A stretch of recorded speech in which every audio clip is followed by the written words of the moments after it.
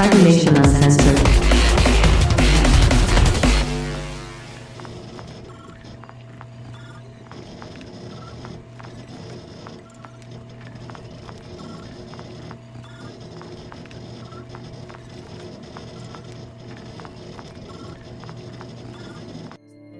We're back.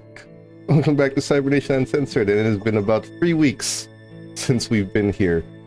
Yes, we're still here. No, this game isn't over yet. And if anyone was wondering, there's no such thing as a good ending in Vampire. But anyway, my name is Nigel. I'm the storyteller for this evening, and these are the vampires who are going to try and wrap up their stories. So, let's start introducing them, starting with Dorgely. Hi, I'm George Lee, and I play Ash Hargrave the Malkavian. Captain. My name is Cap'n. I play Aaron Strangelove, the Tremere. Petra. My name is Petra, and I play Cecil Ryan, the Bruja. Jig. I'm Shig, and I play Renee Winslow, the Toreador. If you're hearing any buzzing sounds in my background, that is my fan, because my country is hot as hell, and I don't want to die of a heat stroke on stream. I'd rather do that off camera. So, before we get started, again, the usual disclaimers. This is still, and will always be, an adult-themed, or a stream meant for adults. Anyone under 18, there are topics and themes that are definitely not suited for you. Please be advised. And we will be covering certain topics tonight that are most definitely not going to be friendly for all. Take care of yourselves. Take a health break if you need it. For those who are going to stick around, I guess enjoy what everyone has to go through again.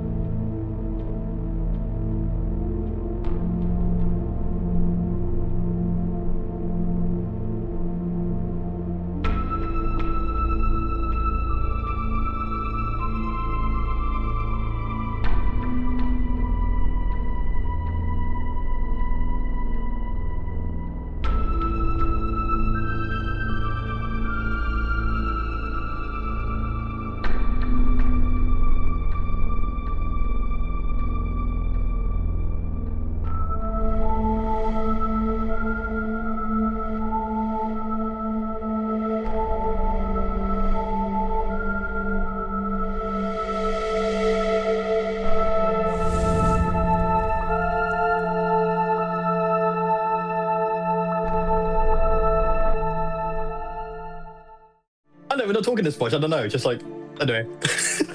Welcome back. Last we left our coterie, you've all started making plans. As a reminder, you have a decision that you ultimately need to make that you haven't necessarily fully agreed on yet. There's two sides to join, and it does not feel like that you have the luxury of choosing not to join either. On one hand, you do nothing, and Helena rewards you, and whatever's happened, whatever you blame her for, whatever you think she's done to you, or whatever she has done to you, that becomes blood under the bridge. On the other hand, you join the Fairy. You gain your literal humanity back. You go back to your lives, albeit with the assumed caveat, again. This isn't a guarantee. You have assumed this, simply because he has not said anything about it, that you would retain your memory, and you would be haunted for the rest of your nights being a helpless human, that all of these things in the dark exist. If you join his side, you are going to have to kill the prince, which is not an easy task, even with a storm coming. And I believe we left it with Ash firmly deciding to join the Anarchs in Los Angeles. At least, if you survive. But I have I have caveats for everything. You gotta plan ahead. So, with all of that being said, is this the course of action you'd like to take? The storm comes in a few weeks. What would all of you like to do? Is there anyone you need to speak to? Any things you need to tie up? Any loose ends that you've left behind? Diesel as something that he would like to do first. This is mostly setting up for the storm and beyond. Awesome stuff in terms of what he feels like he's going to do for the rest of his kindred. Yeah? No, you just lagged for a bit. Go on. Oh, yeah, my ping keeps on going in and out for some reason, but my something to do with wanting to set out for what he's going to do for the rest of his kindred experience. So he's going to sort of first off talk to Rick in the Deadly Affair. He's managing the club, and all the people that are, well, all the people that he has to talk to make this place into a shelter like Aaron wanted. This is, by the way, after your Banu Hakim training sessions that you decided to go for. Mm-hmm. What do you tell him? I gather him and I say to him, "Hey, Rick, John, Yeah. sounds wrong. So I have come to a realization, and it's after the storm soon. It's very unlikely that shit is going to hold out that much with the rest of us. We're likely going to go our own separate ways, which means less security in the Deadly Affair and overall. But that's besides the point.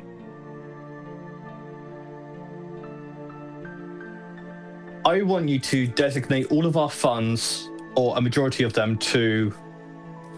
We have a ton of money laying around, right? We have, apart from obviously running the club, we obviously have a ton of reserves. We are probably swimming in it, if I'm correct, right?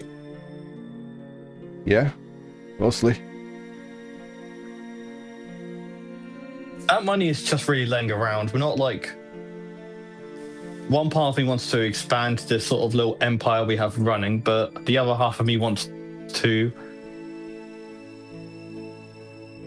give back. And I don't want this money laying around doing fuck all while we go ahead and just let it rot in our back rooms. I want it to do something. And I'm not a maths guy, so I want to try and divert as much of those funds as possible. The money we have in reserve, the money that's sitting back there that millionaires would usually spend on assets, I want to use that and put it towards trying to start a bigger.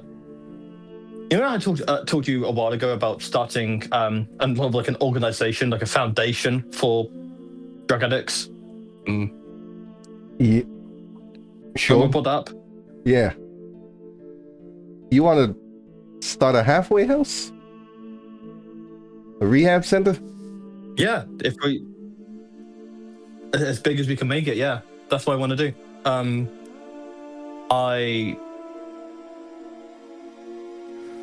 Yes, I want to start I want to start something like that.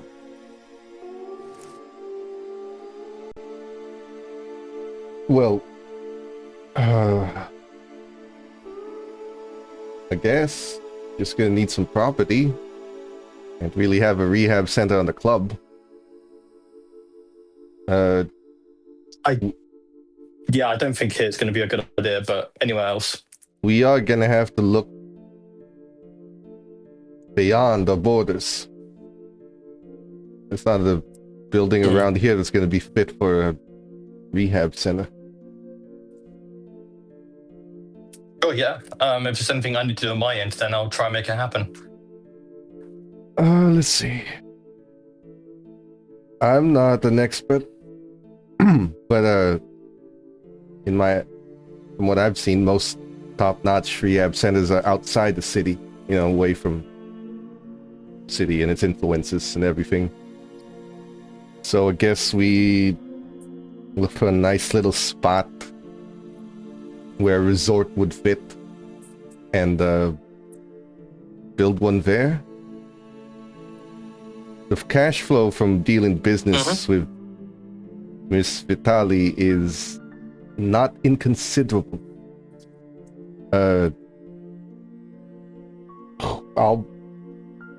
I'll find a place, see what happens, get some paperwork in order.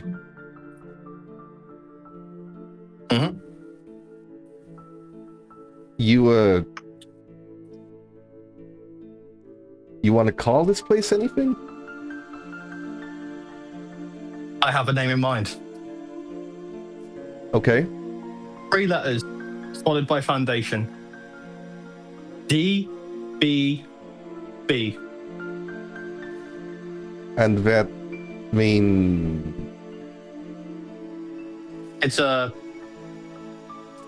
secret, so to say. You know, like how, in KFC, that Colonel motherfucker has a recipe that he keeps secret,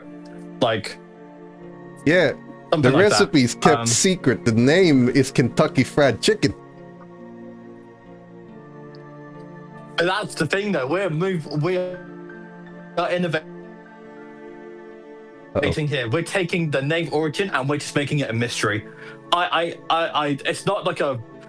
The more you think about it, the more it's gonna fuck you over mentally. So I would say you just sort of back up in the parking lot a bit and just say the name's a name. Yeah.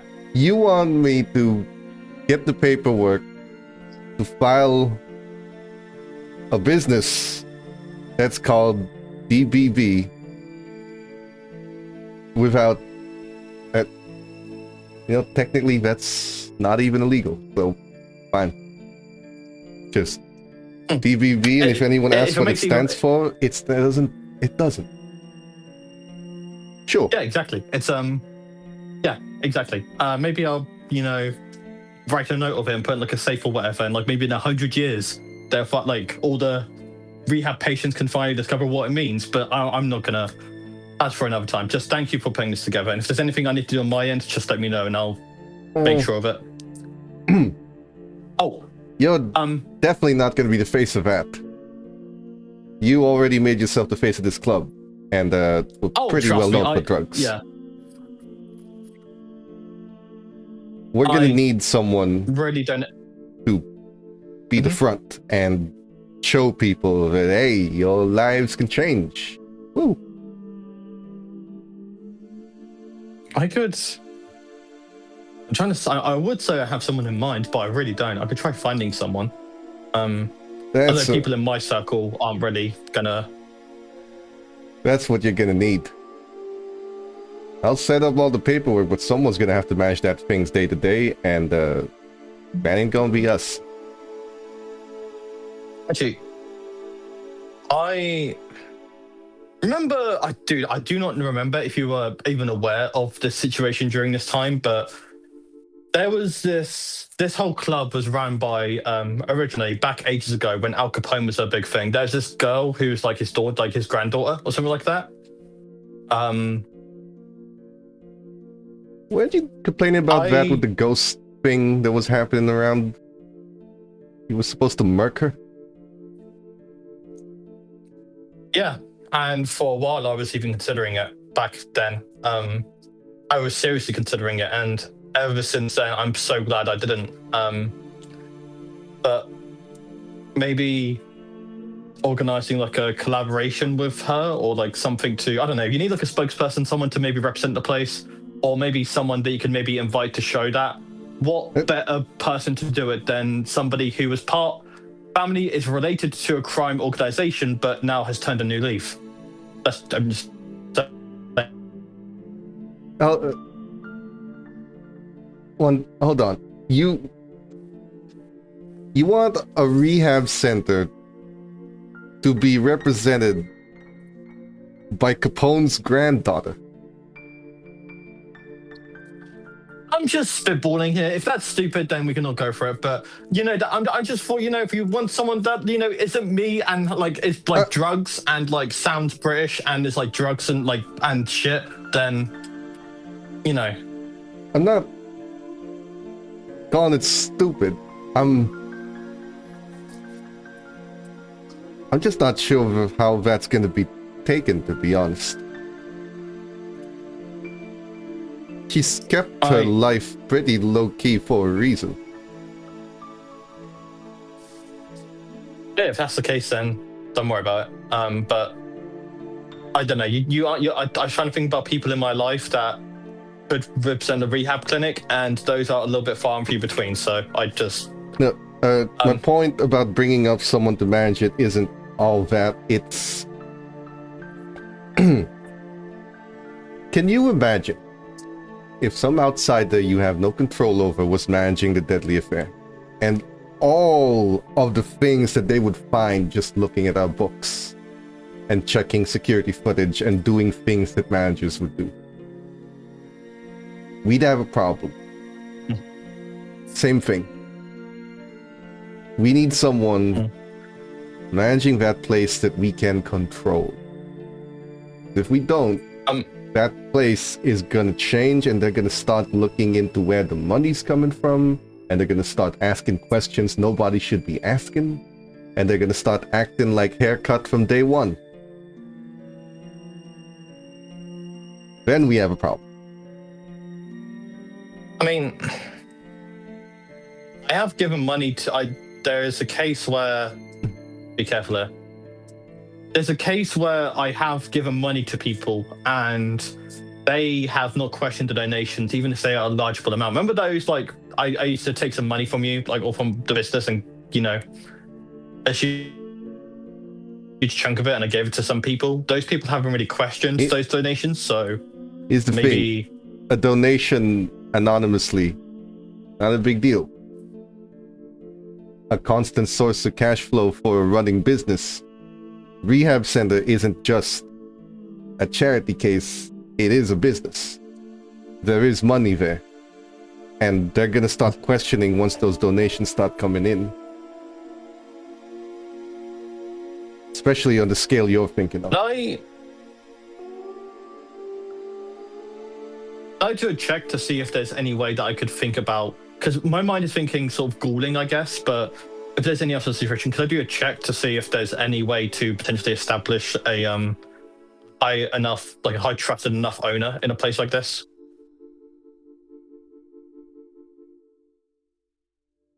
Ghouling, or getting an employee from someone who doesn't ask questions, meaning the mob. Because the Hecate are basically somewhat familiar what goes bump in the night already, even their human branch. So either you ghoul someone or you get an employee from them and give them a little bit of a cut. You know what? I know I'm talking to next, and I'm going to go to reckon I'm going to and I'm going to just sort of ask Rick, hey, do we have any like suits? Sure. Okay, oh my god, what am I talking about? You know what, fuck it, I'm gonna wear a suit, I'm gonna be professional for once, and I'll sort something out. So we'll get I'm turning over a new leaf myself, so need to dress for the occasion. I'm gonna leave, but thanks for considering it. I'll get the person sorted out. if you're leaving the deadly affair, what's everyone else doing?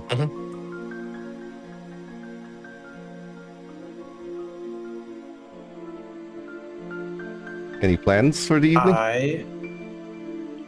I, as Aaron, do also have some things to square away, or at least start squaring away. This will be the evening after everything.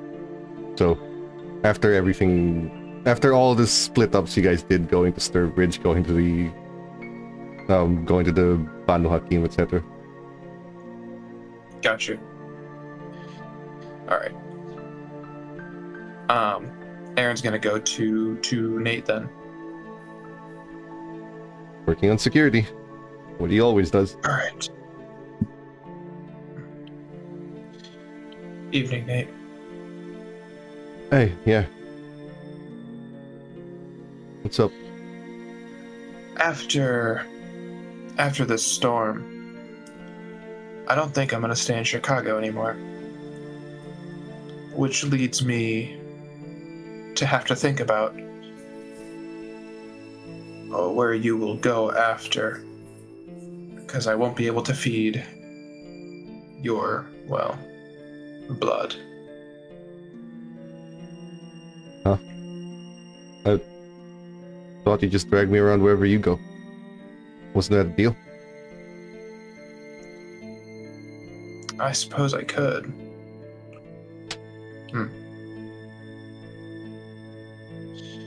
Yeah. Actually, wow. You know what? It's funny how when you think so far into the distance of how things can be complicated, you kind of forget the simple answers, which is yes, I can in fact just bring you with me. Oh, well, never mind. I was going to have to start talking about, well, if you're staying in Chicago and I'm leaving, who will you go to and all that. And I was thinking, oh, maybe Sturbridge, oh, maybe someone else. And no, You know what? That's why I enjoy having individuals who are able to think simply, for I am not. And that is my downfall. Also, I have as far as the as far as the DMV is concerned, I have a license to drive long haul truck, big trucks. So I could put you in a casket somewhere in the back and drive cross country. When did you get a CDL? I didn't. I know how to drive one, and I gave myself one. I see. That makes more sense. I'd learned something from my dad, surprisingly. Was your dad a trucker? Yeah. Learned from him. Then he just he got into an accident, but I was a teenager, so I picked up everything he did, and I've been there since I was a kid. We were always on the road, so kind of like riding a bike that weighs like 5 tons and can probably kill you. Mm-hmm. Yeah, and turns like an outhouse. Yeah. I have another thing. How are things coming along with supplies and the workforce in turning this place into something that can double as a shelter temporarily? Supplies are good, for the head count we have anyway. I'm going to assume you're not gonna want to exceed the maximum load the building's rated for. No. Then we should have enough. Yes. No. We don't need anything more than what the club already provides, ideally. Then we should have enough supplies for as many as there will be people, canned goods, some warm blankets, assuming our thermostat's gonna go down the drain.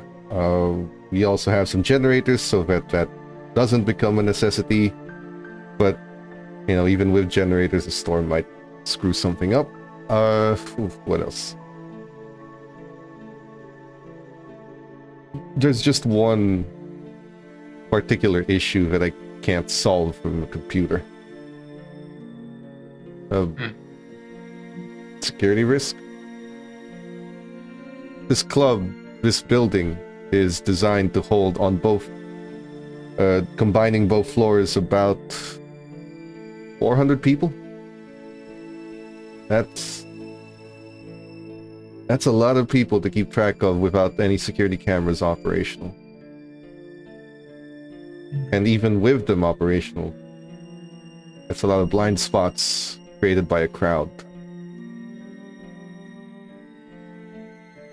Not sure where we're gonna find the muscle to handle that. Usually they'll be high or drunk or whatever. But if it's a shelter, they're gonna be anything but.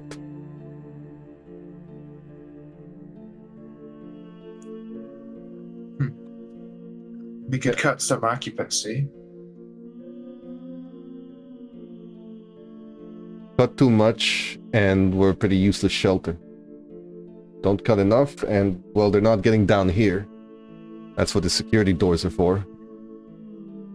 No. But my point is that we can't really guarantee what they're gonna do to each other. I mean, look, I'd like to have faith in humanity as much as the next guy, but the truth is, you strap a bunch of people down in a tight space in the middle of a high-tense situation while something is happening, chances are something's bound to happen.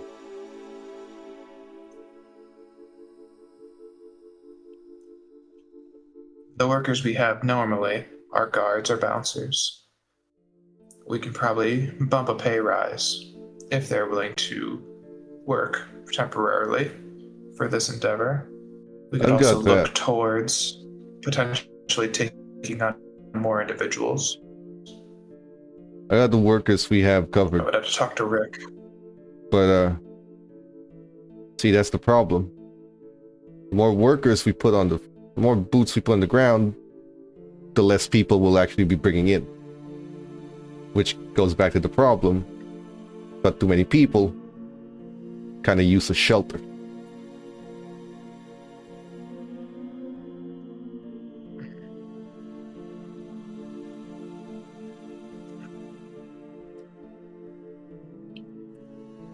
I'm not saying that people are gonna break out and go apocalypse now and start looting everything.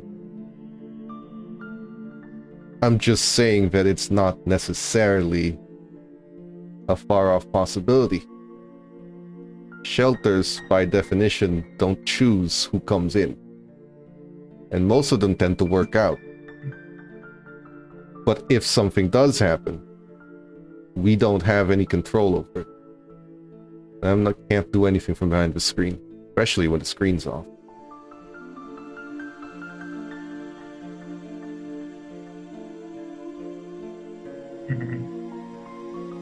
I have a few thoughts in mind. We could employ on Boone a kindred, potentially a toreador, someone who's capable of manipulating individuals to keep them down pat and preventing any trouble. Good. Or hold on, don't we have we a could go the more toreador? humane route. We do. But regardless, I'm sure she has her own things to do. I'm not going to ask her to sit here and babysit 800 people. Well, isn't the point of this whole shelter thing because no one's going to be able to leave the building in the first place?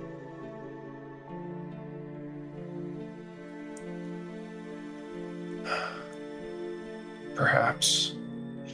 I suppose that is a third option then. If we're all four here, none of us are leaving. And what exactly did you mean there's a humane option? The human option I was thinking is we get on some social workers, individuals who are capable of, if those in high stress environments are going into crisis, to bring them to a separate room to put them in a better state of mind, at least for the week or 3 that we will be in the storm. I don't know personally how much experience you have with social workers, but I don't find them to be particularly good at keeping mobs down. And in my experience, one person throws a punch, the mob joins. For whatever reason. Then all hell breaks loose. Especially in a nightclub. Especially in the nightclub that sells drugs. I imagine we'll have to put that on hold, at least for this time. You will. I don't think drugs are going to do any good. You will. But the reputation of this place precedes it. Who's to say we're not getting a few drug dealers who, until now, know that this place is safe to deal in? I mean, what's better? Where's a better place to start selling your merchandise than a place filled with anxiety-ridden people trying to survive? I might need to talk to Cecil then.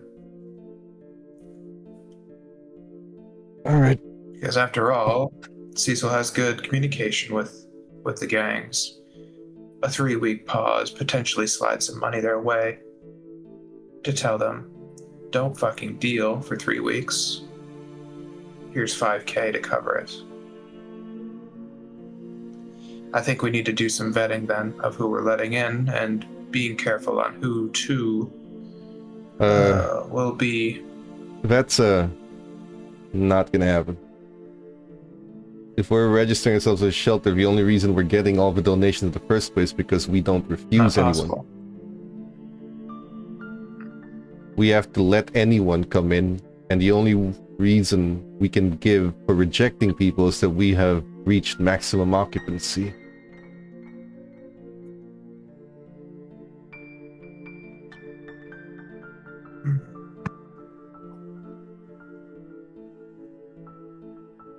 I see.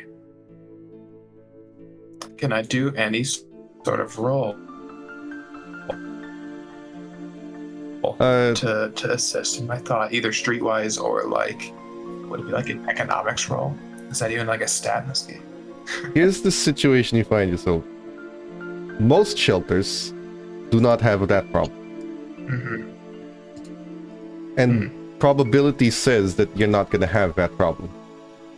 Based on, again, shelters being set up during disasters and how people act in them.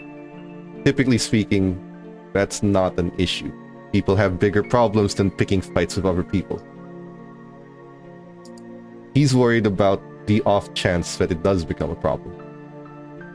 That you wouldn't have a way to contain it. The reason he's worried about that is because of the variable that is your club. Your club is not exactly clean in reputation. This isn't a gymnasium or a hospital or a school. This is a nightclub known for selling drugs. The kind of people you're gonna get coming here, you're not sure how to control them beyond your original suggestion of making sure that a Toreador is on watch. Or not even Toreador, but someone with presence is on watch. Or, to be honest, dominate. Particularly mass dominate, but that's a bit of a bigger ask.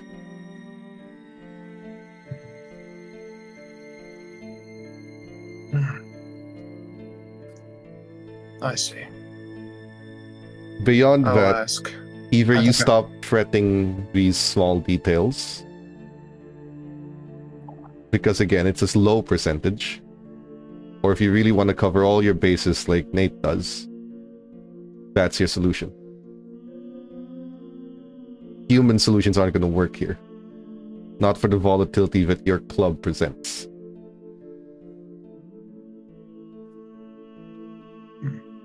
Especially if you're going to use them as a food source. People are gonna go anemic. They're gonna start wondering why. If someone decides to throw a misinformation rumor mill about how there's a bug going around in this club, that becomes a problem. So how long is it suspected that this storm will go for? Is 3 it 3 days? weeks? Do I have that right? It's gonna be 3 days? weeks until it arrives. The storm's gonna last maybe 3 to 4 days. Right. 3 days.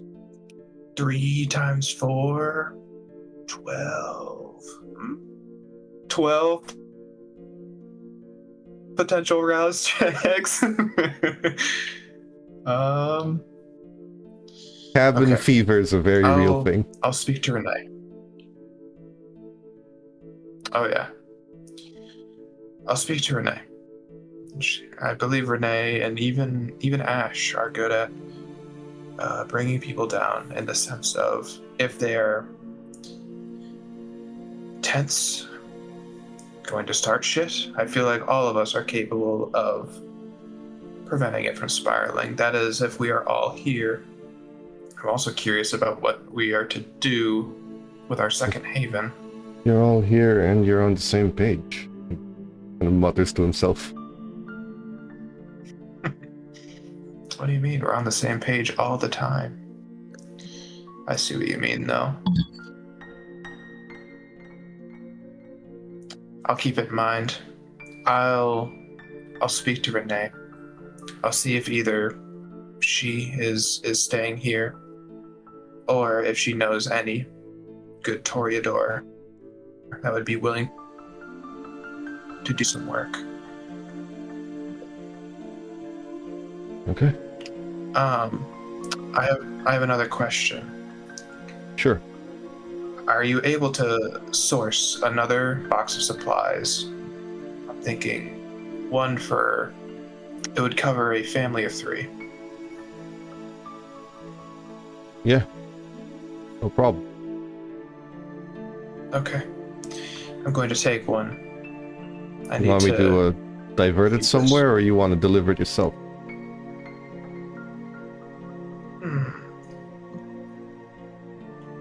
Let's divert it somewhere. Give me an address. Let's do it this way.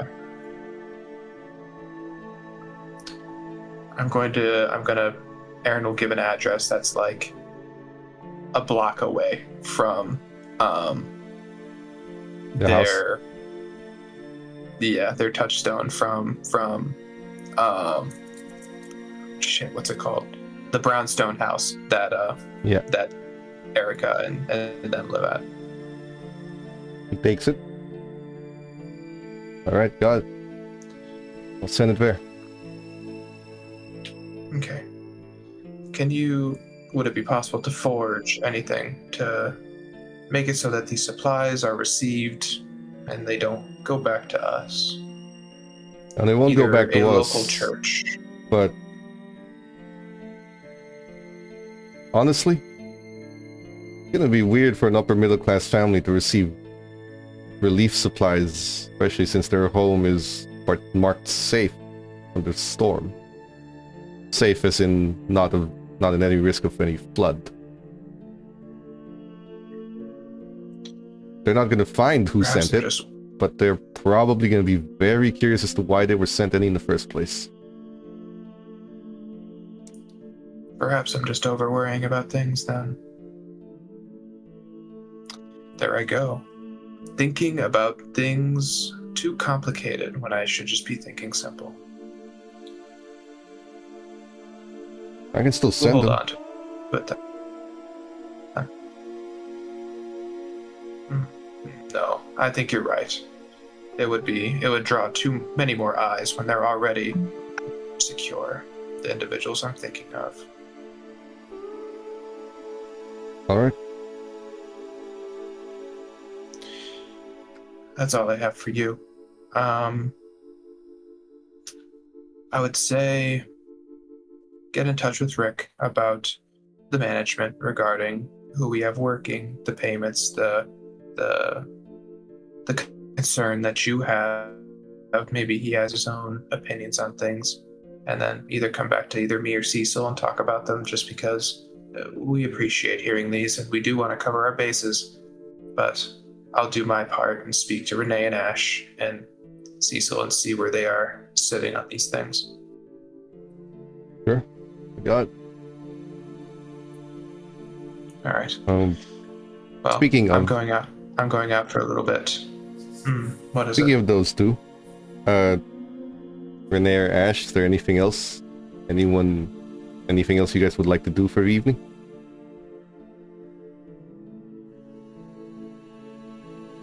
I'm waiting for Ash. Oh, okay. Because I may have some stuff that I want to do, but I don't know how long it's going to take, so I was going to let you go first. Were you thinking the same? Well, you can go do your thing. Okay. Oh, you can go do your thing. Okay, first. okay. Okay. Let's see. Okay, I think I was like debating on whether I wanted to go see Melody or Junk. I think You went junk last time. I need to talk to Junk again. I know, but but that was before the fairies. It was before the fairies. Okay. Things have changed. Okay. You head back to the sewers and head over to his haven. Still, Camera is doing a thing. you're still being led by his rat until you arrive there.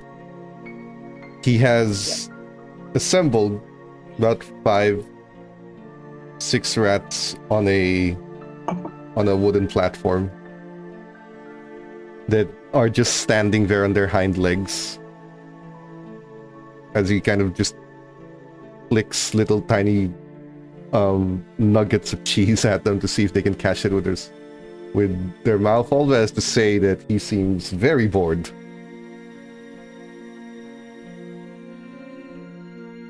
Why are you here again?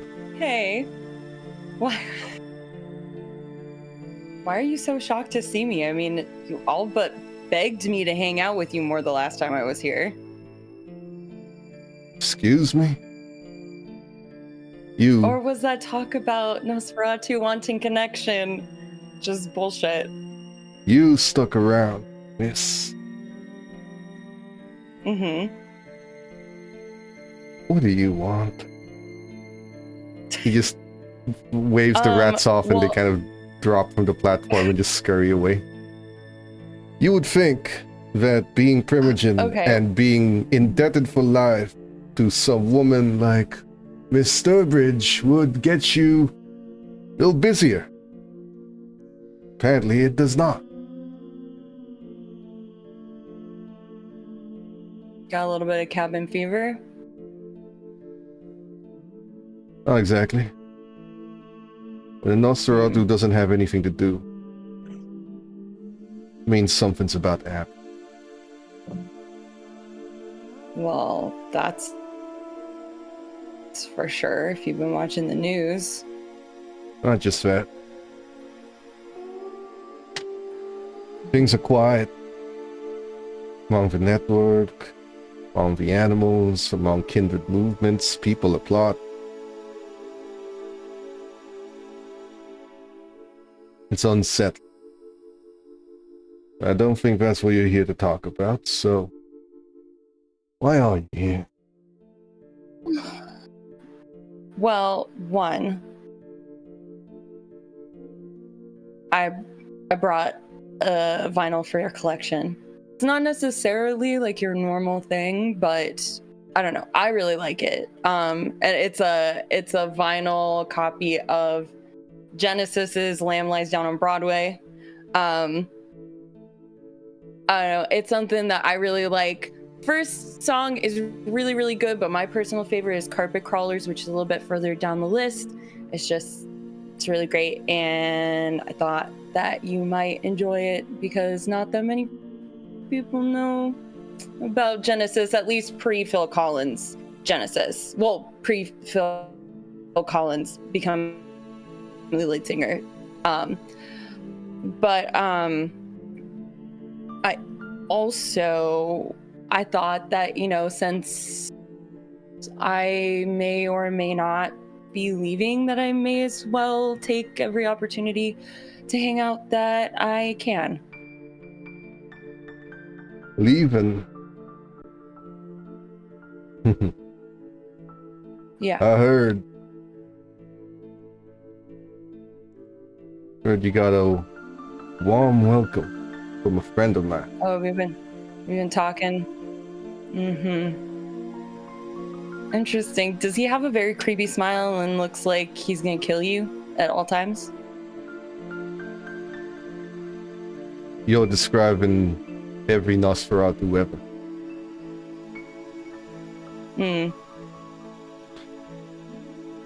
He wears a fluffy hood and carries a large Yeah, that sounds like that. looking knife. Yeah. All right. Found a ticket out I of still Chicago. don't know what. Yeah, a lot happens in 2 nights, and what I thought I was gonna do is kind of, I don't know. I still don't know, but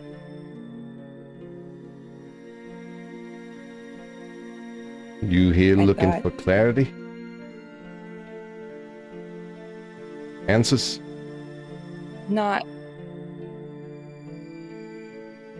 not really. All To right. hang out with a friend, or at least, I don't know, you've been like kind of really like a little standoffish the last few times that I've seen you, and I don't know. I thought we were friends, but maybe I was wrong in assuming that.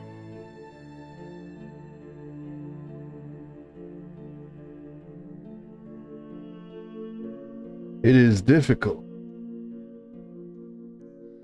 for one like me to receive a recurring visitor who's not asking for something. Nosferatu are transactional by nature. You come to us because you need something. Need information, or a fix, or some location, or you need someone found. Any number of things. There's a very, very limited amount of people who come to a Nosferatu to hang out. Yeah. So you will forgive if that is not something I'm used to. You've come here once to say thank you and to get your questions answered and to hang around. It is typically assumed on my kind that that was the hanging around portion. So the next time you visit, it is typically assumed that you need something. Not anything to say about your character. More to say about what we expect. So I apologize. As far as being standoffish, you'll have to forgive this skitterishness, given that there's a lot of uncertainties happening in this town right now. There's a lot of things I know, but there are twice as many things I don't know, and that unsettles me. My job, who I am, is knowing. What I do is knowing. And not knowing, that's just not right. But if you want to stay around here and lounge around in my couch and eat those whatever those are, he gestures to like a basket that looks like a disaster relief basket. I was walking on the street, getting a fix, taking some blood, and some woman decides to approach me, so I put on a face and decide to give me this because of the oncoming disaster. And I get the sense that she believed I was homeless. Yeah, that's probably. I should have eaten her. Folks. Point is, if you want it, heard you eat, so. I do, but I'm not gonna eat and then regurgitate that back up. That's like in case of emergency food. Well, ain't no one who's having an emergency is gonna have it anytime soon. You don't need it. Oh, I mean, I guess I could take, if you don't want it, I could probably find someone to give it to. Go do your charity thing, and if you want to lounge around and sit around here and listen to some old records, feel free. I'm gonna be pacing back and forth until I get my bearings straight.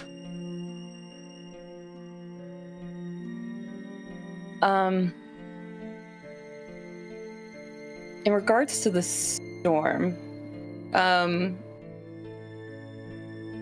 better if you don't know all of the details, but I would, I don't know if Sturbridge is going to ask you to do anything during that time, but you should probably stay in here at all costs. Funny.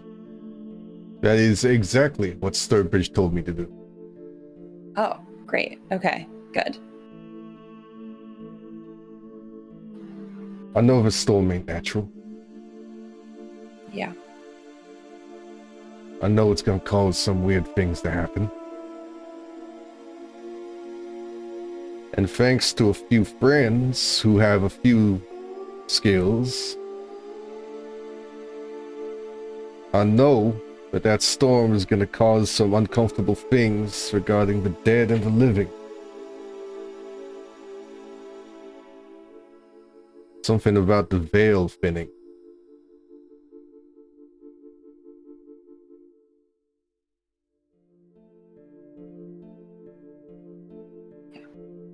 So, yeah, I'm gonna be locked up in this little hidey hole. I'm gonna mind my own business. But I can't shake the feeling that something is gonna happen in the background. And we are all in this city gonna feel.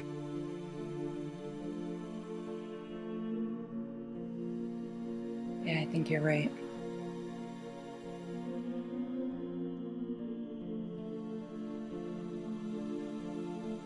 By the way,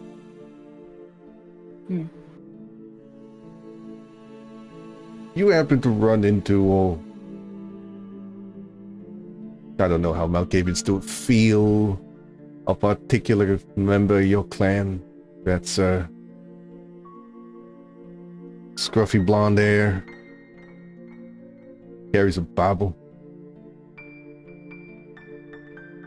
Oh, really uncomfortable to be around? When he wants to be, or when he forgets? Yeah. I have spoken with him. Or I... So he is in town. Yes. Yes. Oh, And which so means is she's his... not far behind. Yeah, his traveling companion, the one who's like on a plane all the time. Aaron kind of told me about him, but like was only partly listening. The two of them aren't who I'm worried about. It's who they travel with. Beckett typically has two confidants he doesn't stop traveling with. One of them you met. His name is Anatoly. Right, yes. The other one. That's the one I'm a little more concerned about. If Anatoly's here, that means she's not far. If she isn't here already. Her name is Lucita. And who is she? Okay. And she is And nearly 900 years old. Went into the Sabbat, went into the Camarilla, has been in every faction and has played all of them like a fiddle. Travels for Beckett and is by far the La Sombra's La Sombra.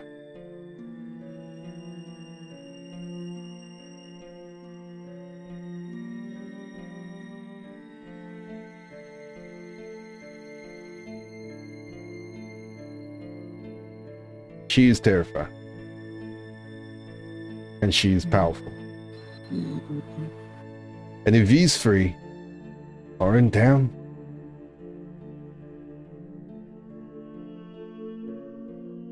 something big isn't just happening. Something that's going to change the landscape of this city forever is about to happen. There's no other reason for them to be there. All of them. Be here at the same time. No other fucking reason. That is what worries me.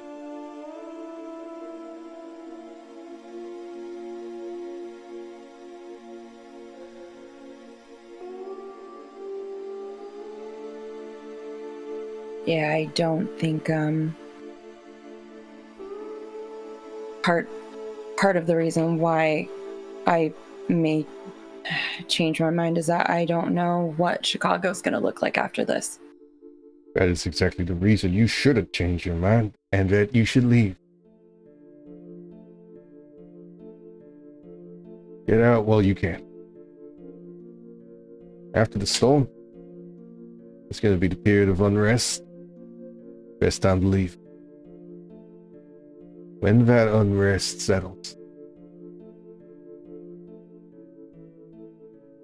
you ain't never leaving. I had a chance to leave when Prince Jackson took over, when he beheaded the last of the Sabbat with his sword, and he was crowned prince. That period in between those two events, I had the chance to leave and I did it. Now I'm stuck. Don't get stuck.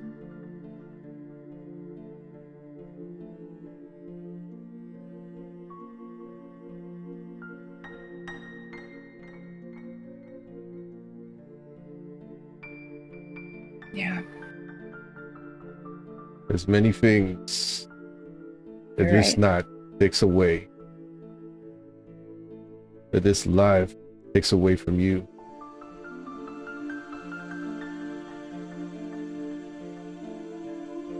Don't let the choice of who you become get taken away from you too. You're young. I ain't never been part of them. But maybe there's a chance the Anarchs are on to something. After all, the Camarilla say they don't know anything because they're so young. But because they're so young, no one knows what they can become either. That's something the Camarilla will never, ever admit to. Maybe they do find a better way.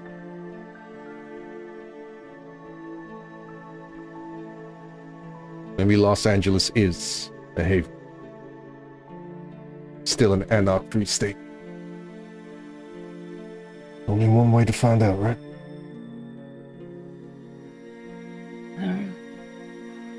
I'm trying not to get my hopes up that it's going to be this better place or a good place to be, but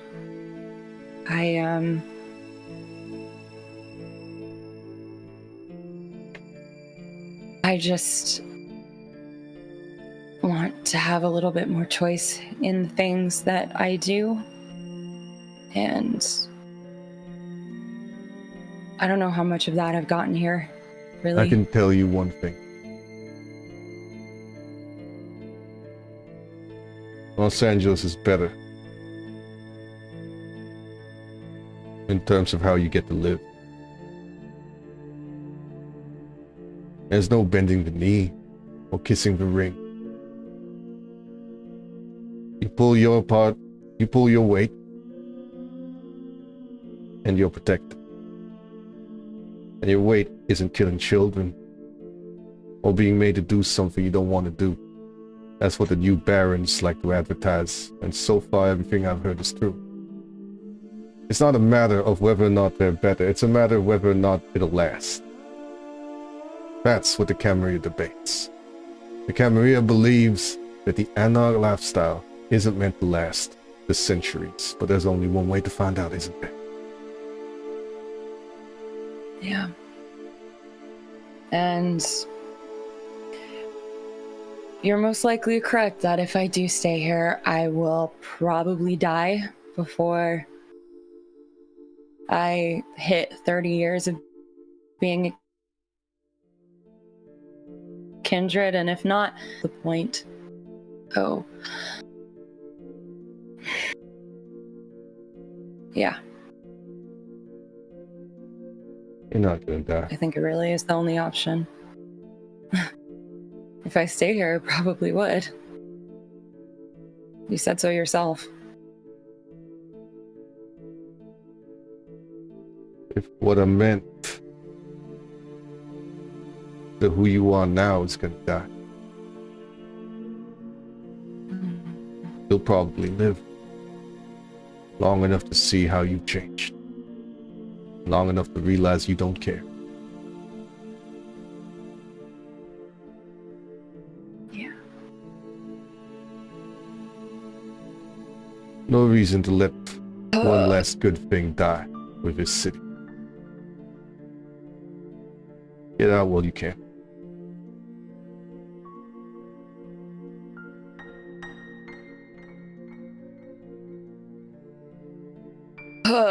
Okay, let's brighten this up a little bit and listen to some prog rock. Okay, get ready. I put on the Genesis album. I guess you're not going back to Renee. So, Just for like, I'll play like an hour of it. It's a long album. Right. I'll play my favorite bits and then I'll go back. I own a bunch of vinyl. I've never actually played any of the vinyl. I don't know how skipping a vinyl works. But No, sure. you can go. You can Oh, you can select it? Okay. move the lines. Okay. And if you know it really well, then you know what line each song is on. Okay. Renee, is there anything you want to do for the day? For the night? Ash is gone. Diesel's gone. For Ash, I'm good. I need to talk to Val. She is, because of how things have been going the last few nights, bored out of her mind and has picked up crocheting.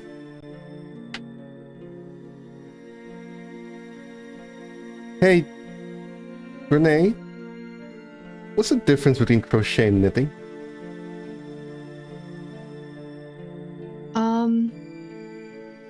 I believe knitting is something only grandmas do. And how is that different? Never mind. Did you need something, darling? Yeah, couple things here. First, I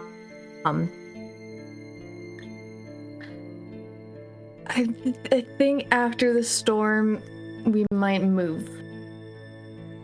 Ooh, lovely. Where to? I don't know. No idea. If you have any ideas, I'd love to hear them. Well, I've never been out of state.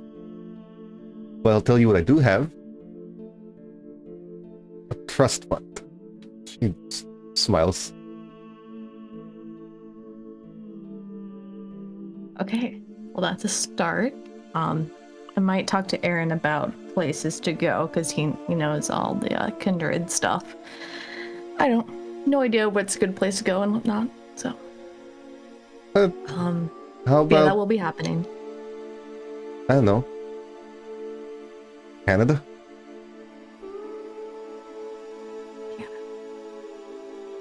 Maybe. I'll see if that's a good spot.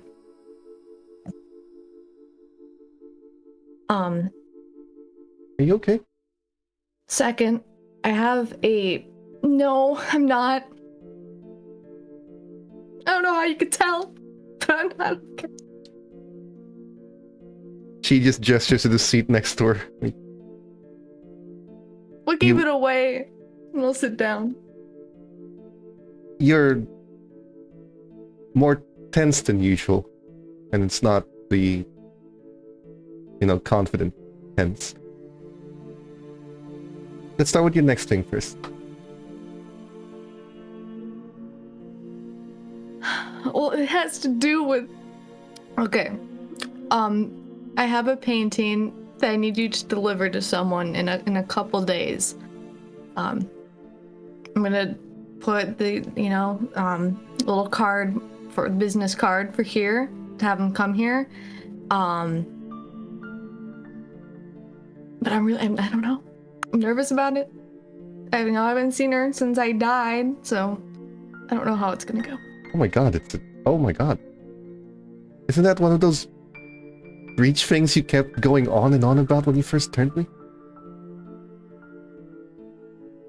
Kind of. Are we breaking the rules? No.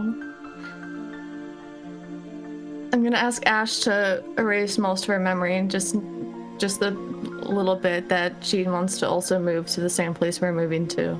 So, no.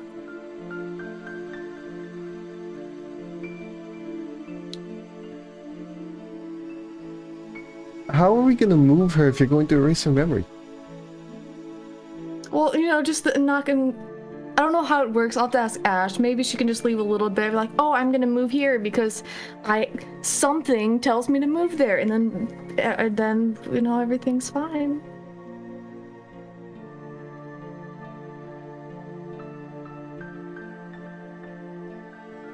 I haven't thought it through yet. I saw her the other night, and it broke my heart. I can't leave her here. But I don't know what else to do. Okay. First time we did this whole thing, you told me that we can't just leave the city. So if you're talking about leaving the city, that means that you have a way out. Yes. Can this way out not include her? It does. So can this way out that includes her not also do the planning for us? Yeah, but I still feel like I need to see her. I don't know. Okay. I will deliver the torn up painting. about it. And I will write a nice little card. And I will get her here. In a But couple what if- days. I need time to prepare. But what are you gonna say? I don't know. That's another thing. That's why I need a couple days. Okay. I gotta prepare. Okay.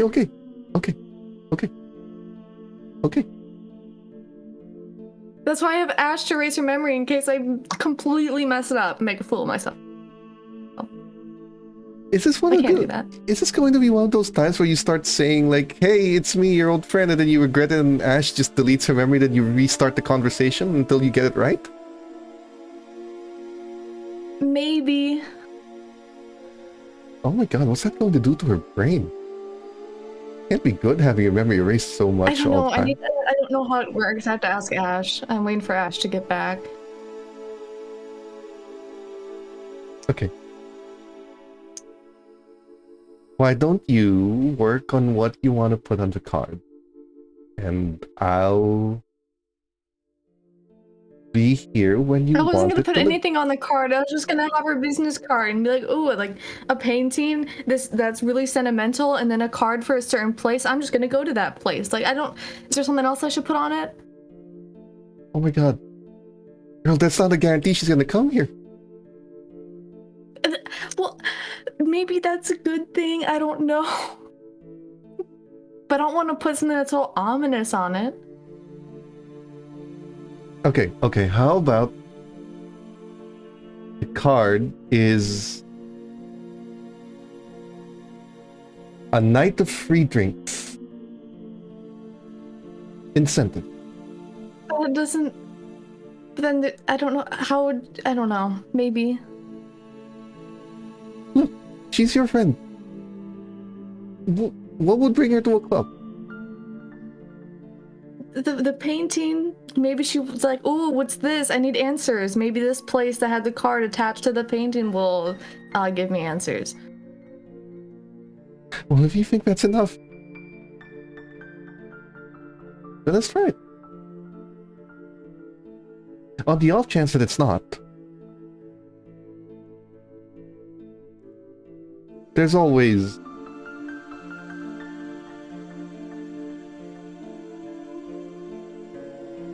I don't know, something ominous. I know what happened to your friend. Well, I don't... Maybe. That might work. Not breaking any rules. That might work. Not yet, anyway. Not yet.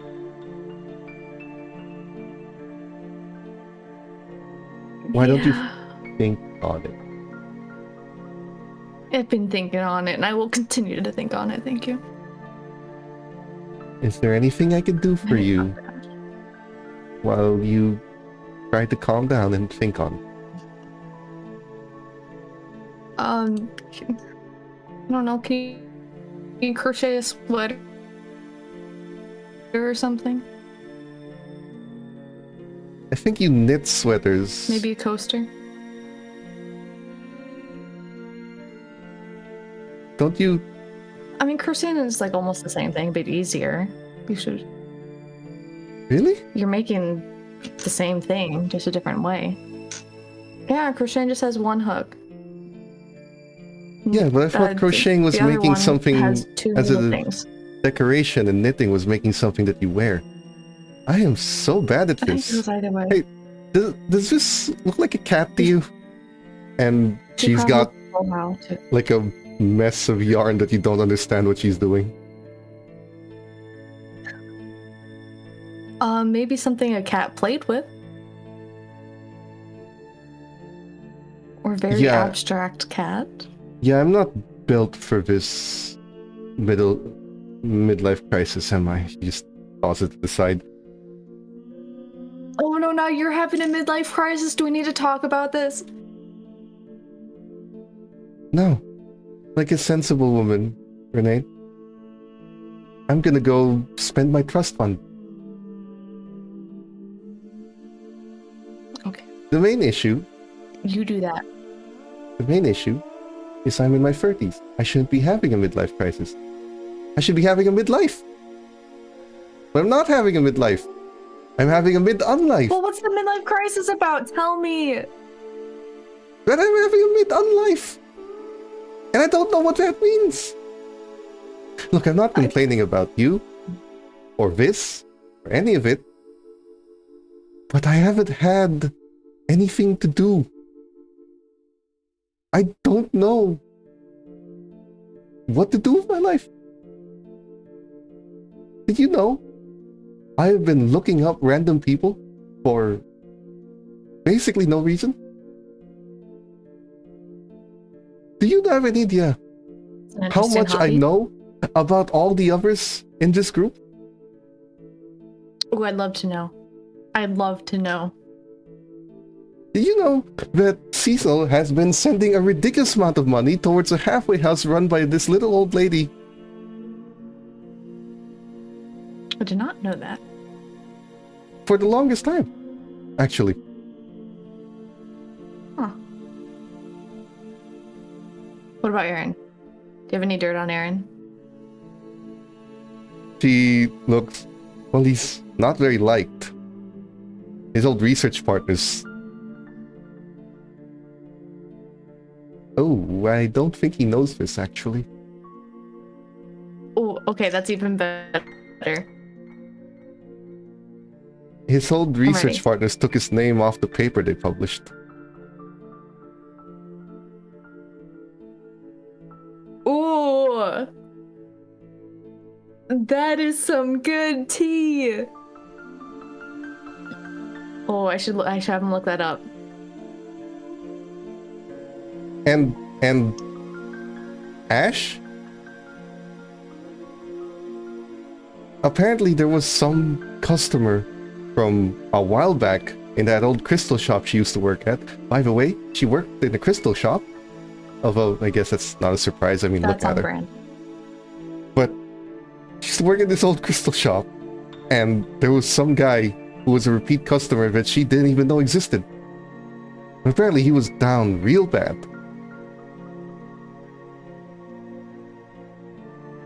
Wow. Oh, this is good tea. I've had so much free time, Renee. Did you know Rick's real name is Duncan? Like Dunkin' Donuts? Yeah, if you say it that way, yes. Oh my god, I gotta bring that up.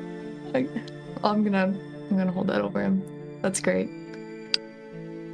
That's so funny. There's so many things about this entire group. Oh, they're gonna hate me if I... Don't tell them you got for... I'm a private investigator. What am I saying? They're gonna find out. It doesn't matter. Look, That's fine. I've had so much free time that if there's anyone you want me to look into, just ask. Because girl crocheting? Not it. She just kicks the weird mess of yarn that she made. Have you tried ceramics? That's a little bit easier. You just, you take a blob of clay and you just mush it.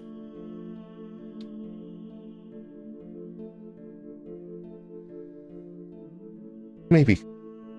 I can buy a spinning thing. I don't even know what it's called. I need something to do. You don't need the spinny thing. You can just make a whole thing on your own.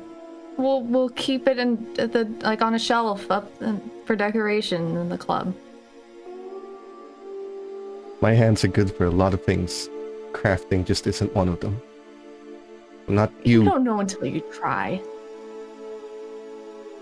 Okay. Fine. I will buy a blob of clay and look up how to do ceramic and see what kind of statue I can come up with by the time you've decided what to put on the card. I'm Okay. sure it'll be lovely. And I'm sure Canada will be better. Oh, Hopefully. God. I mean, better for humans. I can survive. You know, we could always just go to, I don't know, Alaska. Don't they have long nights there? They do. Are you good in the cold? Doesn't really, hasn't affected me a lot since you did this to me, so I don't think it's going to be a problem. Oh, perfect. Okay, I will ask Aaron about Canada and Alaska, see what they're like, and then also tell him to look up his research paper, because that's going to be really funny.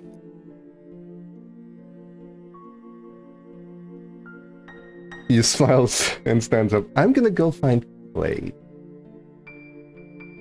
Okay, good luck. Love you. Love you too, and try to, get yourself composed so you can figure out what you want to put in the card. And she's leaving. Ash is coming back. And Valerie just looks at you. Oh, hi, Ash. Hey. By the way, Ash, I need to talk to you about things. just one thing, Ash. When you were working in that crystal shop, did you have a customer named Jason? I guess you don't remember. Do I? Can I roll to remember? Intelligence and resolve.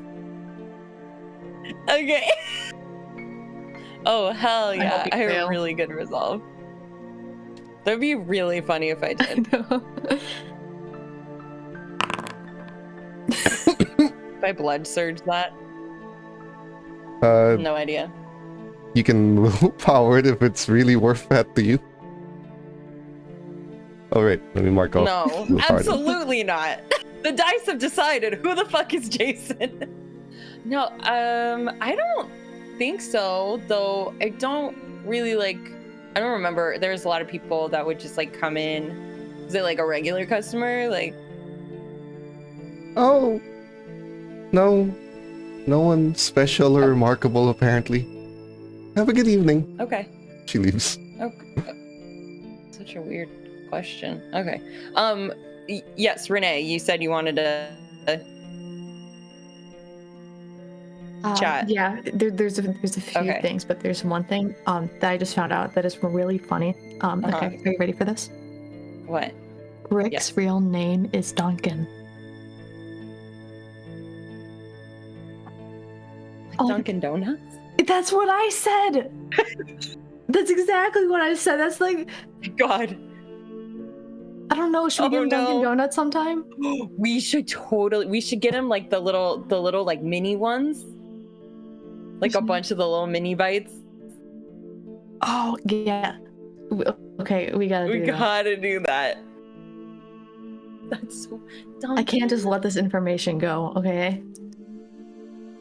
Oh, yeah, no wonder he changed his name to Rick. That's unfortunate. Like, there's no gangster out there named Duncan. No, Crazy. everyone's just gonna think of Dunkin' Donuts. Yeah. Well, especially, yeah. Well, I was gonna say especially we're on the East Coast, but no, we're not. Never mind. In the forgot where Midwest. we were. We're in the Midwest. I don't know. Do they have Dunkin'? We don't. It's fine. They got Culver's. That's all I know. Okay. Was there anything else? Yeah, there's a that couple we more things, but that I just had to get. I just found out I had to get it out. Okay. We need to get revenge for Zane. Yes. I was actually going to talk to you about that and see like if we should start making plans to make moves on the Second Inquisition area. Yeah, we like before the storm, because after the storm, I'm leaving. I don't know what you're doing, but we have time. I think I'm going to leave too, to be honest. Where are you going? Because I have no idea where I'm going. I may or may not have already made plans to leave with Annabelle. That makes sense. Yeah. Well, she offered me a spot with her when we originally talked. So I guess she thought that there's maybe still a spot for me even after, we killed her people. That's just a little oopsie on your part. I'm sure I'll be fine. Yeah, I mean, yeah, it's not like I diablerized any of her people, so I think we're good. But yeah, so that's where I'm thinking that I'm gonna be going. I was actually, maybe gonna ask you. I don't know if you would be interested or if she would even be open to you joining her, but I mean, we don't have to kill kids. That's my main takeaway from being an anarch, is that I don't have to do that, and that, get some semblance of choice out there. Yeah, I need to ask Aaron about a couple of options and if that's a good place to go, because I don't know. Yeah, I don't know how everyone else is gonna feel about a former Camarilla member living in our territory, but we'll cross that bridge when we get to it. She'll be fine. Yeah, hopefully. But yes, we gotta get revenge for Zane. before we leave. And what are you planning on telling Helena about the whole boat ride we took? Yeah, okay, that's okay. Okay, so I actually had like 3 things to tell you. That was another one. Okay, I'll just listen. You talk and you tell me all the things. There's I don't know how long you were gone, but there's so much that's happened. Yeah, I don't know. I feel like I should and just not tell the other 2. Because I feel like if I tell the other 2, they're gonna have their whole crisis episode. I feel like they'll have an even bigger crisis episode if they find out after we did it, especially like after what happened with the whole, that you and I knew who Helena was before and we didn't say anything. I think at least there's no time to say anything. Yeah, that's kind of true. Well, kind of. But I do think that it might be better if you did, at least just giving them a heads up, especially since it doesn't look like we're gonna take him up on his offer. I don't think it should be that big of a deal. You never know with them.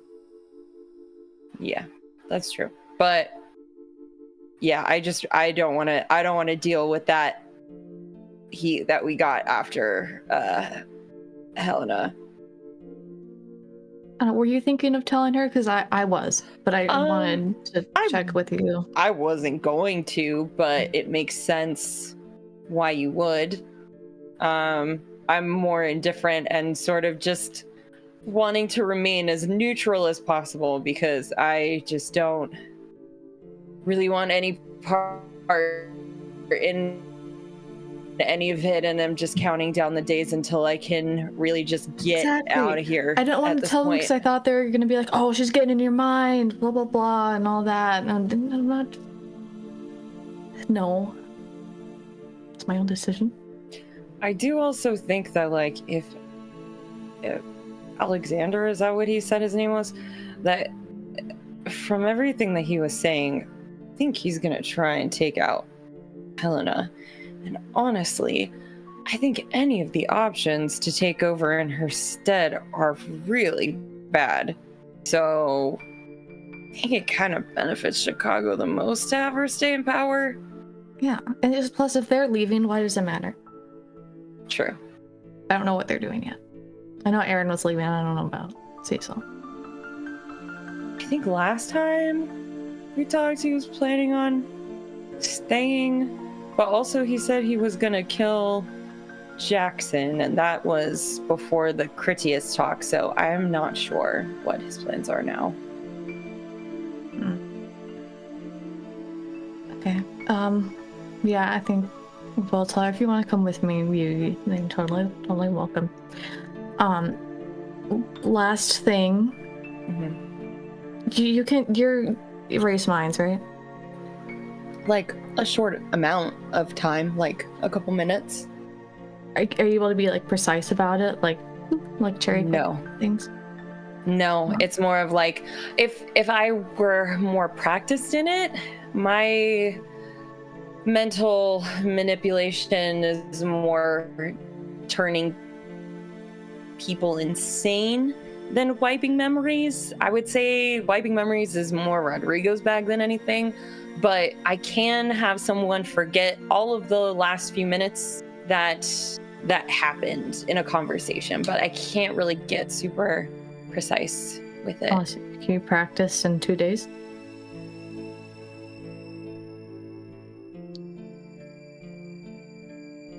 Actually, I don't think that I can. Because Ash, I did one thing I needed from you. Out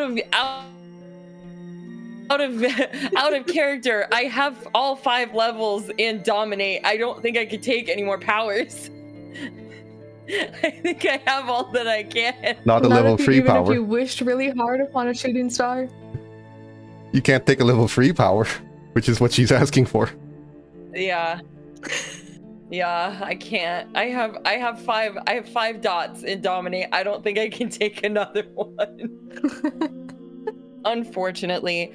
But okay, Maybe so for one thing. what were you thinking? What was the vision? Okay, so there's someone that I knew before that I can't leave behind, and I wanted to talk to her in a couple days, and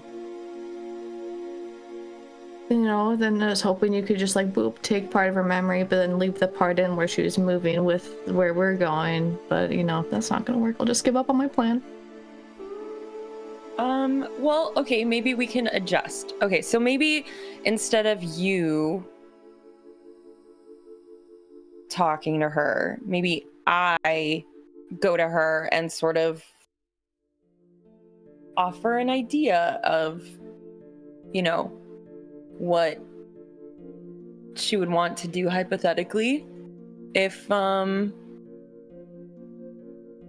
you were still alive and if she was able to.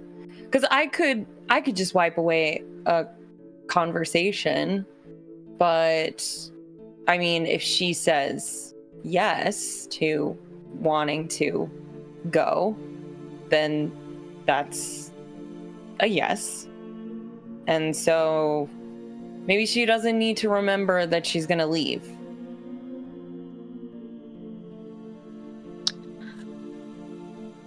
That might work.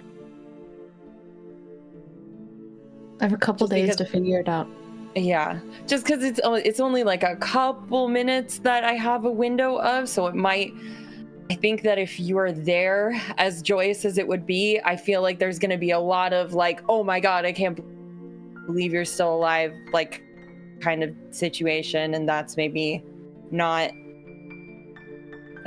helpful to the conversation. You might be right on that. Yeah. Okay.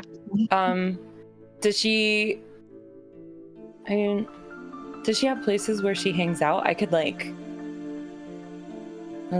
run into her somewhere. Yeah, I just saw her the other night at a coffee shop we used to go to, but I don't know how often she goes there at night, so. Mm-hmm. But she'll be coming here in a couple days. I have a plan on that. Okay, that might be more difficult to maneuver. I assume She comes here and sees you, but we'll figure it out. We'll figure it out. Yeah. I assume all Cecil wanted to do was ask for an employee from Bianca and pitch this this house idea. So that's not an issue unless there's something else you'd like to ask of her beyond that. Not really, no. I just wanted to get an employee. Mob employee it is. A face for your new house. Oh, actually, wait, sorry. There is. Yeah. I wanted to ask Bianca about, possibly about Zane. More specifically, honestly, if she still has his soul. A few months ago, you asked me to release it. But I can call upon it again if you wish. Oh, yeah. Yeah, not just... I just wanted to... I just literally wanted to have... Can you not, like, do, like, a reading, or, like, something just to find out, like, his name from the soul? Or is it just a thing where we have to ask him and he tells us on own volition? Generally, when a soul is within my control, I have a grasp of its true name and identity.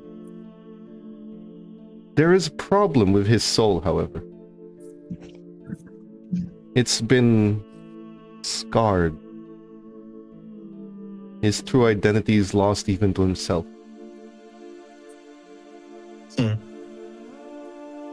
Whatever's happened to him before he was ever in your hand is something extremely traumatic that even I haven't seen it before.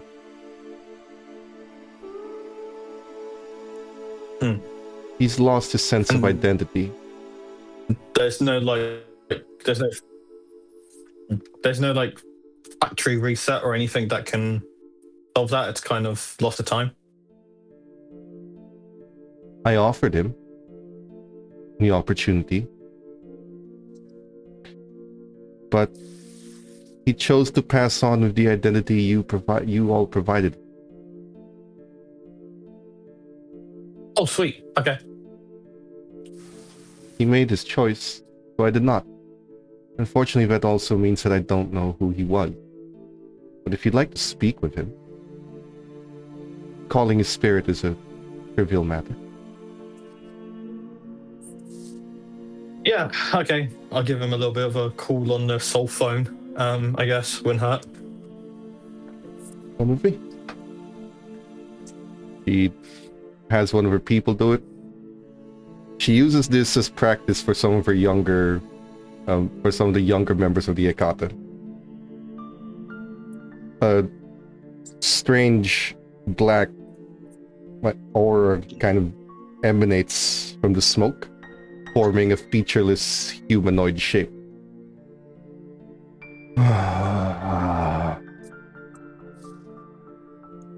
Caesar.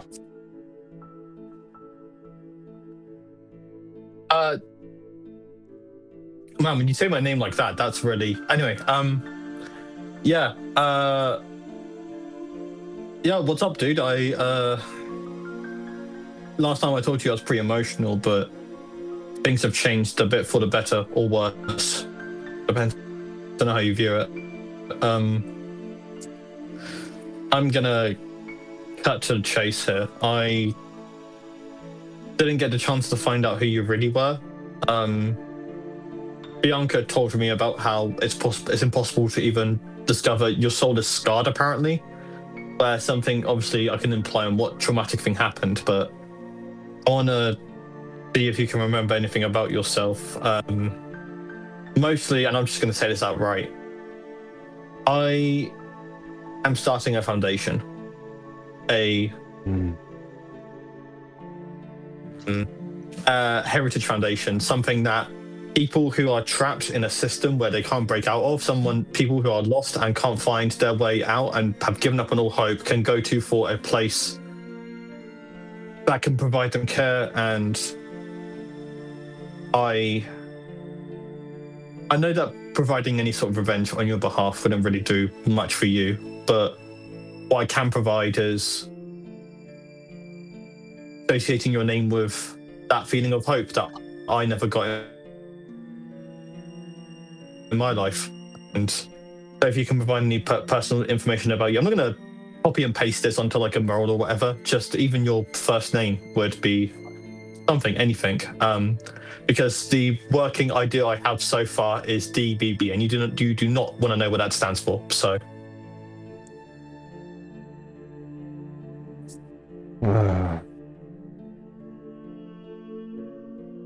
Miss Vitali offered me to regain my memories. I chose to move forward. But I have fragments.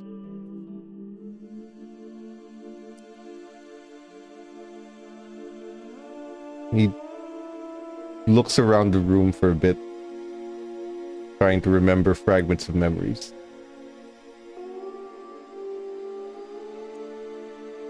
Gregory.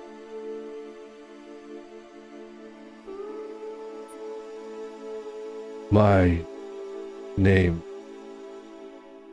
was Gregory.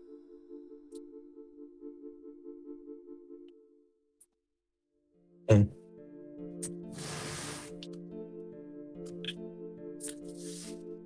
that's... Gregory is such an opposite name from Zane, like completely on the alphabet. That's like so far. What were we thinking? Or what were they thinking? I didn't come up with your name.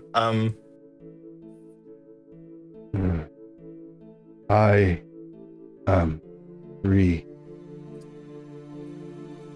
I live freely. No more hate.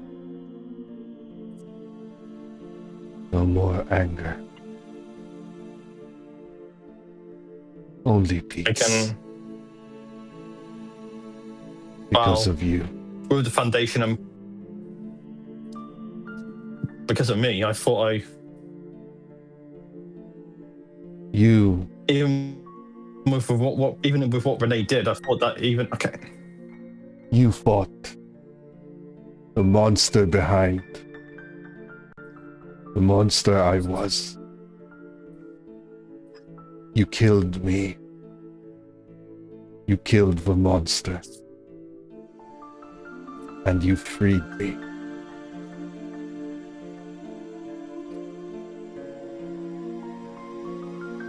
Now, I can rest.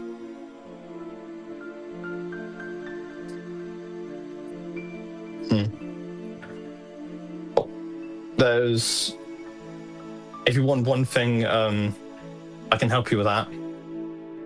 Your name will forever be known with the sake of peace and freedom.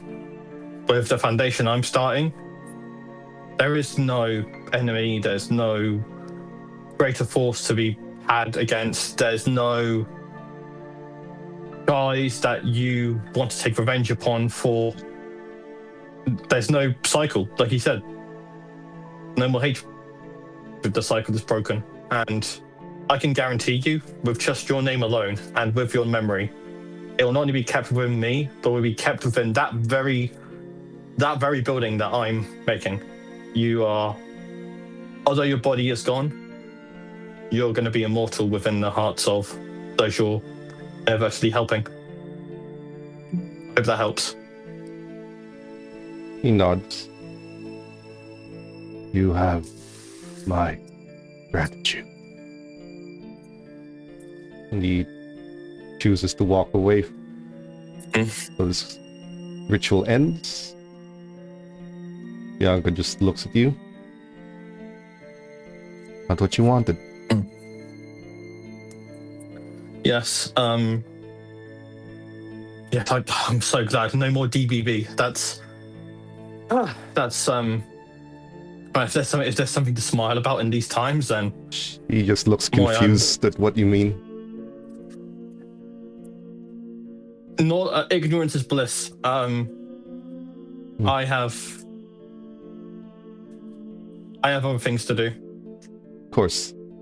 And I have some business to attend to. It's been a lovely time seeing you again.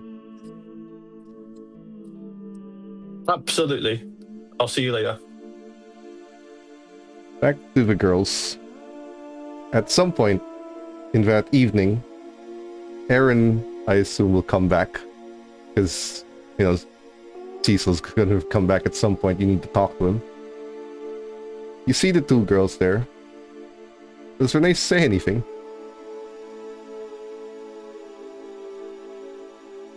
Yes. What do you tell him? Aaron. Oh, yes. I also had to speak to you about something, but what is it?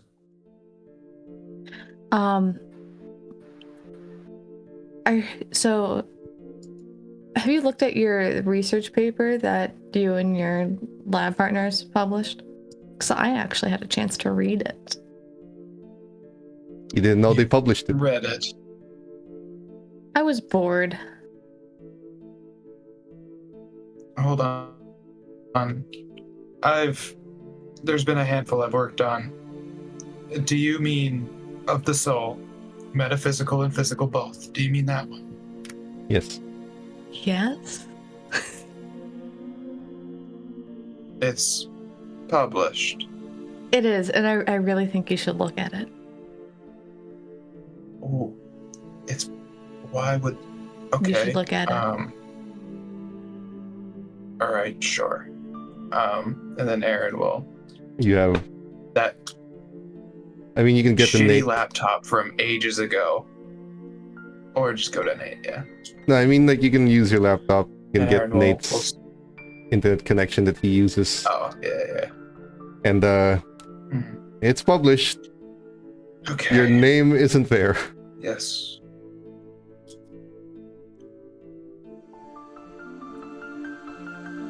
So, Aaron's just gonna scan through all the parts that they know they explicitly added to it, and they're just seeing like what was referenced in place, just to see if it's their names or whatever was pulled instead. And it's just like they're just gonna comb through it very silently, and they're just All the going to research see... done and all the experts are labeled there. Everything, all the research that they reference, all the documentation is right. It's just they replaced all of your personal thoughts, or sorry, they did not credit you for your personal thoughts, making it seem like that it was the team effort. But you're not in the paper. Your thoughts are, your name isn't. While Aaron's looking that up, I'm just gonna whisper to Ash, I didn't read it. So they're using my word. I remember this specific quote they didn't agree with. They had me,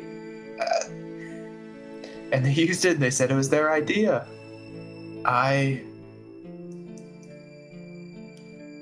Aaron's meltdown is where we will take our break. Don't go anywhere. We'll be back in about 10 minutes. And my friend Cecil's gonna come in to watch something happening. So, don't go anywhere.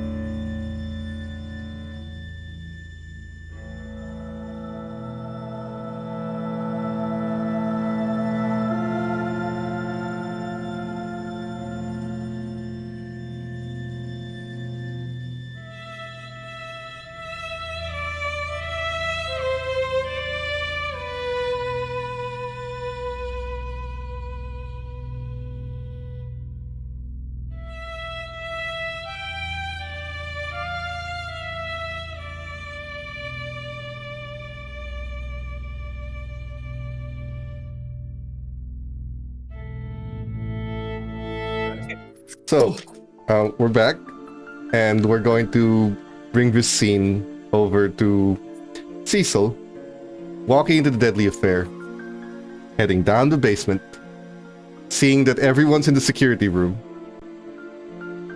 and you see Aaron's looking at some long-winded document or something, and Renee and Ash seem to be enjoying what's happening while Aaron is not.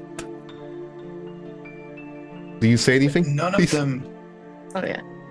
None of them gave a shit about the subject matter. I am 90% of this paper. Well, I heard you weren't really well liked.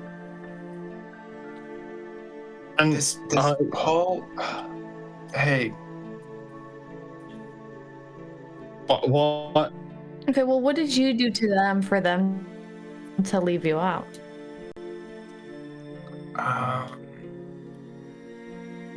While you I don't know. Want a good paper? While you explain that, Rick is kind of next to Cecil and says, "So apparently, haircut was part of some sort of a research thesis shit, and they published a paper that he mostly wrote and took his name out of it." Oh, that's fucked. Oh, okay. Aaron, who are we beating up? Wait, how one. did they... No one. Who told you about how? Isn't that like personal shit? How are they able to? Well, the who paper's told you this? public. It's publicly available. It's Yes. published. Renee said that she read it or something. I just Okay. can't. Now let me guess. Rick's Yeah, look I at mean, Renee. You read the title. You knew something that Aaron had something to do with it. And then you realized his name wasn't on it, and that's about as much as you read. Oh yeah, for sure. What? Why? Why are we doing? I mean, I'm guessing, but That's what I'm interested in. I won't read it. I mean, I'm guess it's good you let Aaron know, because in that case, I mean, maybe something can be done about it. I don't know. You've let them know, and that's fair enough. And now at least they know, rather than being like an ignorant state of it. So Nate is looking at the paper, then looks to Cecil. I don't think there's anything that can be done with it. This is officially a philosophy paper that has been acknowledged by its peers, and the free authors are receiving awards for it.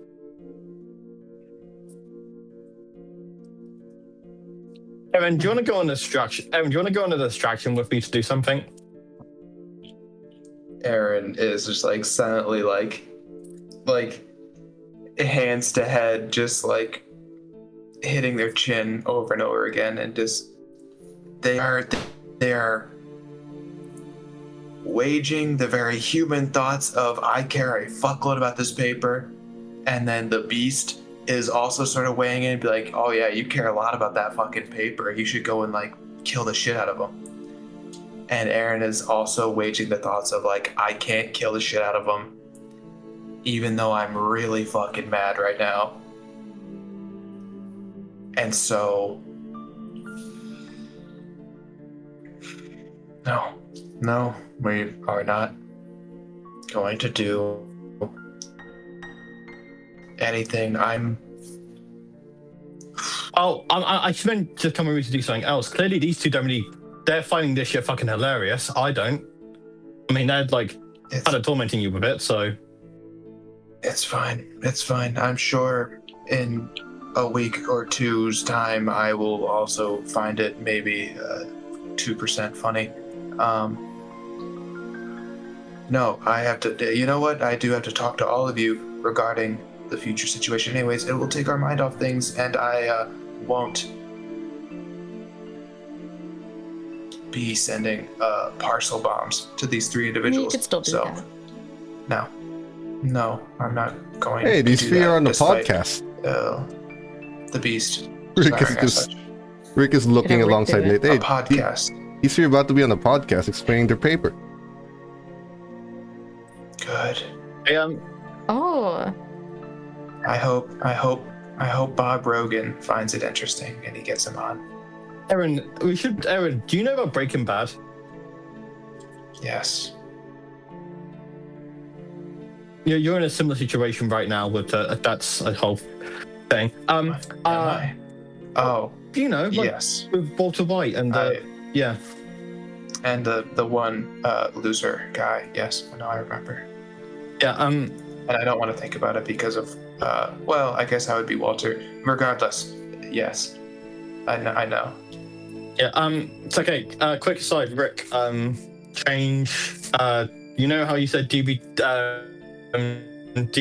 was that name? Changing it to Gregory. Just get it out of the way. The Gregory Foundation? Interesting. Yeah. Wait, I'm sorry. Can we go back to when you were going to call it DBB? Also, who's Gregory? Yeah. DBB. Oh God. Gregory, it's a Greg's in the UK. That's a whole different thing. But DBB. Daddy's Bottom Bitches Foundation. How are you still on that name, Cecil? It's been a year. How about this? Do you know about the King in Yellow? No, I don't. Well, knowledge is power, and in my sense, I'm just harnessing that because nobody else would know what DBB means. I would know what DBB means. Have you read The King in Yellow? If that was your takeaway, I don't know if you've read it. It's just an example. It's like it's an example. I don't think Cecil's ready. Oh, no, I fucking have. I know for a fact that The King in Yellow is mostly based around the fact that knowledge can also be a curse, because if you know too much about something, it'll also come back to kill you. Yes. And that's the whole thing with the story. And that's what I was doing with DBB, where Daddy's Bottom Bitches would be a name that I would know, but anyone else wouldn't know because they would have not enough knowledge to do so. That is why I originally came with DBB. But now I can say Gregory, because Gregory is a much less fucking stupid name. There we go. Yes. And there you go. I'm glad that you agree that you're you're avoiding the Nate curse. looks behind all of you. Yes. Well, exactly. I was avoiding the curse. So technically, it was a much smarter move. Yeah. Sorry to interrupt, but while I have all of you here, I might as well point out the security issue that we're going to have turning this place into a shelter. Given the reputation of the club and what it is, there's a chance we might attract a not so savory crowd. So yeah, you guys want to do anything about that? Too much security, we don't get enough refugee people looking for shelter. Too little security, and we can't contain. I thought That is, yes. I thought the fun day. Oh wait, is this with you, No. Aaron? This club, we're Yes, turning this into is a with you. shelter for the storm. Mhm. Oh yeah. I told you guys that a while ago, to secure our food source just in case we get into the shit during this storm. Oh. And yes, what Nate was saying is our club has a penchant for drugs, and so we put a load of individuals that associate this club with drugs, both consumers and deliverers, and we may have to nip it in the bud before it gets to be an issue that we have a load of junkies and drug pushers in the same location stirring shit. And so the thoughts that I have are, if we are here, we are just going to have to be a little active in our waiting. As to Cecil, you have connection with the gangs, and I'm sure your voice would be quite powerful in changing anyone who was to stir shit.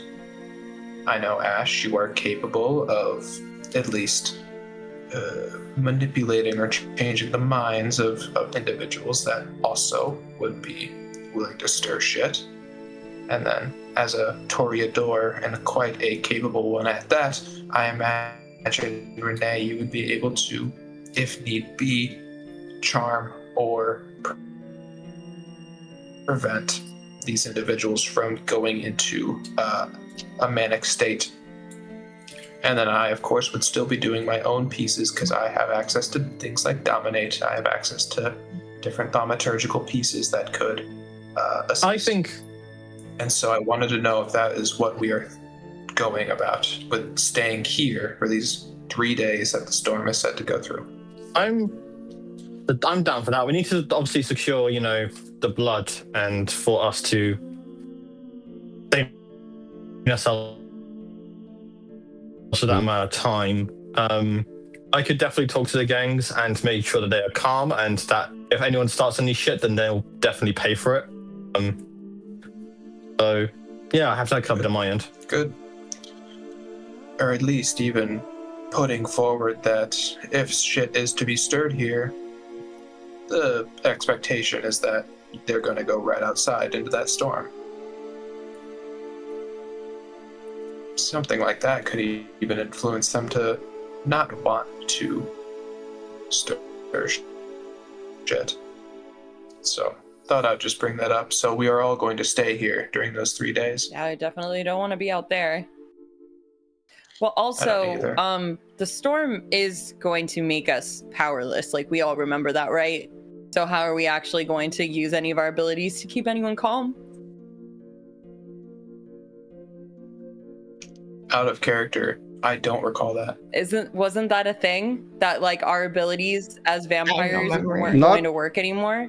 Powerless, more like diminished. Like your powers are going to be Diminished. severely Okay. diminished to a point where Yes. they might as well not be usable. You'd still have them, but they're not going to be that That's a good. first. I mean, I can absolutely...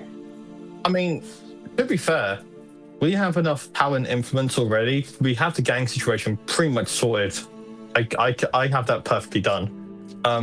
There is still one That's- problem regarding without that. power. Same ratio. Mm-hmm. The more people we put in here for the sake of security, the less people we can actually turn into a shelter for. And then we won't get the supplies we need because we won't be a shelter. But the amount of people we need to be able to accommodate to turn ourselves into a shelter means that security is going to be at a minimum, and at best, civilians are going to outnumber our security at least 3-1, maybe. I have an idea. We have enough money. Why don't we just bribe everyone in the shelter and say if they don't cause any trouble, we give them money for it? Maybe. Because think about it like this: if you're being paid to literally sit around and do nothing for 3 days, let's say, if we have enough for it, $100 a night, or maybe even more if we can afford it, who would be stupid enough to start a fight and turn that down? Unless the storm really fucks with their head, I think that'd be a good way in stopping any sort of ruckus. If people believe that, this villainous guy called Mr. Beast would probably do something similar to that, but There's it's more in a case where, yeah. It's a good idea. I'm just a little afraid of the fact that the last year that I've been with you guys, you kept telling me about all the enemies that you have and everyone that wants to tear everyone else down. All it takes is for one guy to send one plant amongst those people seeking shelter to kill one person and everything goes to hell.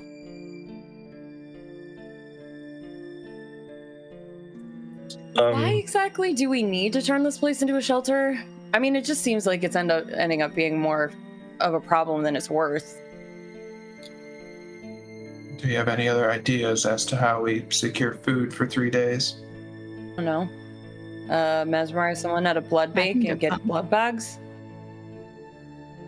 I can can't get some. consume those. I don't know how many, but I think I thought you were the cool. problem is You know what? There's an interesting idea. If you have a blood bag and I take blood from you and I just try and stomach the potential for blood bond, I could get blood that way. I have an idea. We limit the amount of people in the shelter by an amount that would cause not as many problems. How... Ash, you can scry the soul, right? You can... I can check and see if someone is under, but I can't do it to everyone. I'd have to do that to every single person, which might make me frenzy. We also won't get any supplies or donations as a shelter if we don't accommodate as much as we're expected to accommodate. I mean, do we need it? We got a lot of money.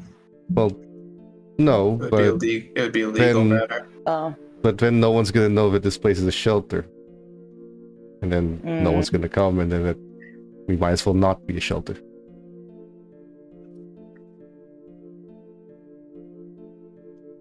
I think the shelter idea is a modestly good choice. I feel like either way we would be morally doing the right thing, and that's something I want to do more of. Turn the mansion or the manor into the shelter, because that doesn't have a reputation like the Deadly Affair does.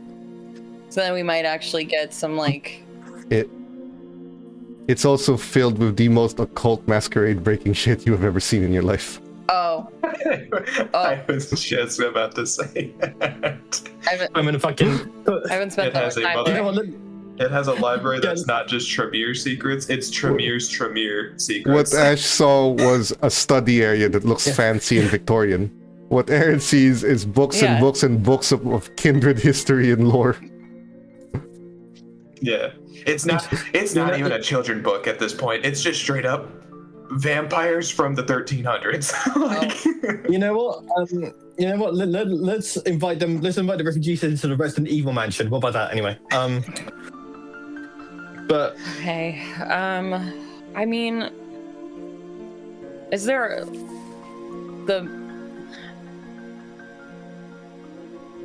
so what you've been saying, Rick, is that if we do get the minimum amount of people that we would need in a shelter, that would mean that we would have the minimum amount of security, correct? Not enough security to handle the entire building. At least that's what Nate's map says, which I have to agree.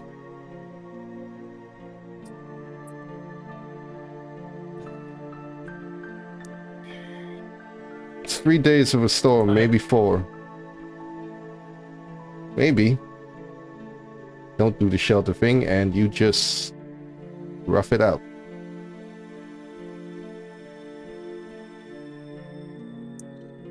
My only concern lies that roughing it out, say, it's 3 days. I'm a bit famished right now. If in 3 days that famish grows, I would be quite Don't you got that whole thing about putting blood into a cassette?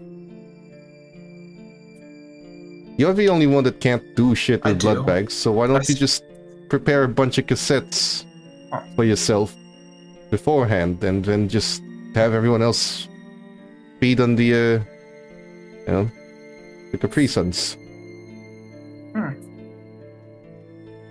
True. I think another concern I have as well is that we're all in the same building together. I know we can, you know what? We can all be adults, right? I bet for 3 days we can go without fighting each other. Yeah. I think that's been the idea. I believe in that.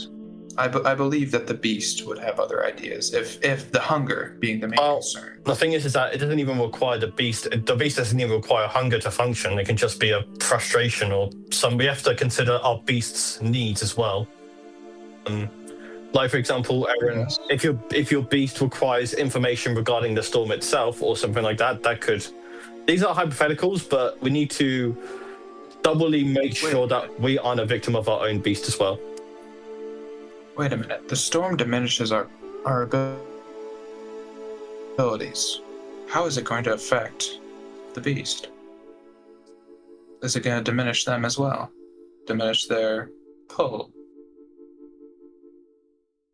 I think it's the unknowns that make this so dangerous. Will we even be hungry like that?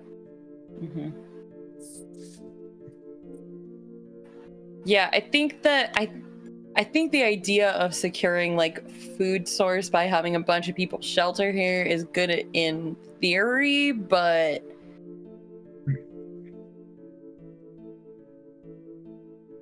Well, I feel like it's taken by a bunch of civilians and also potential masquerade breaches. well, if it's about food sources, why don't we just keep our employees here and then tell them that this is a place they can hang out for the storm? So true. And I can get blood bags. Yeah. I think we'd be saving. I think by helping the employees, we'd be also just helping.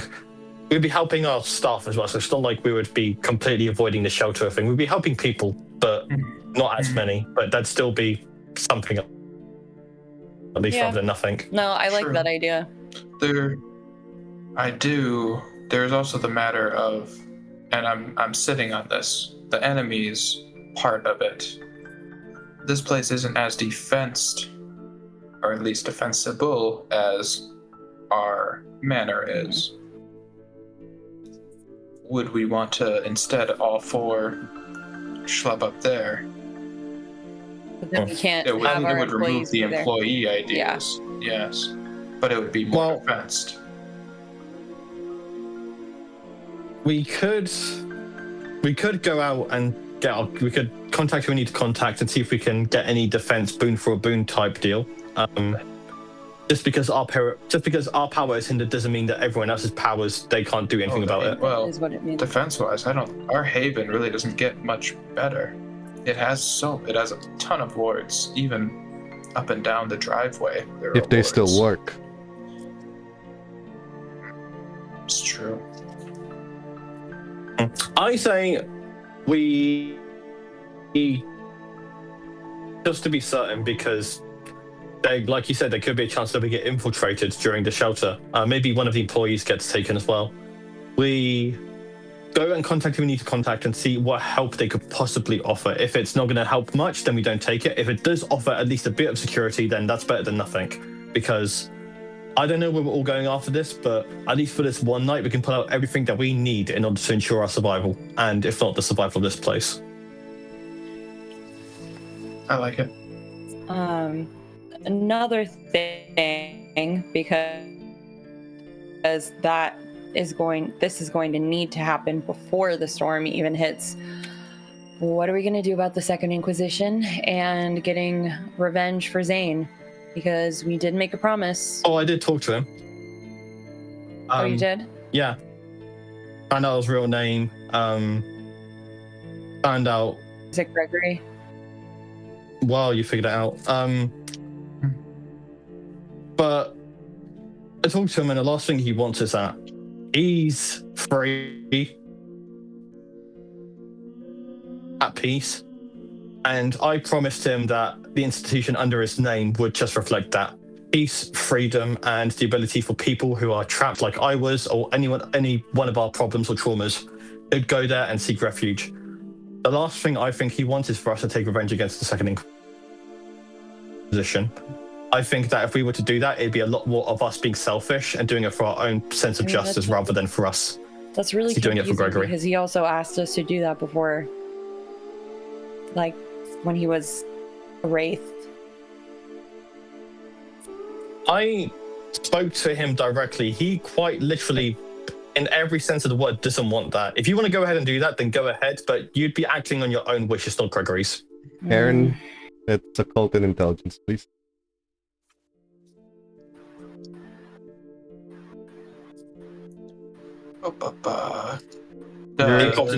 Your esotericism will apply.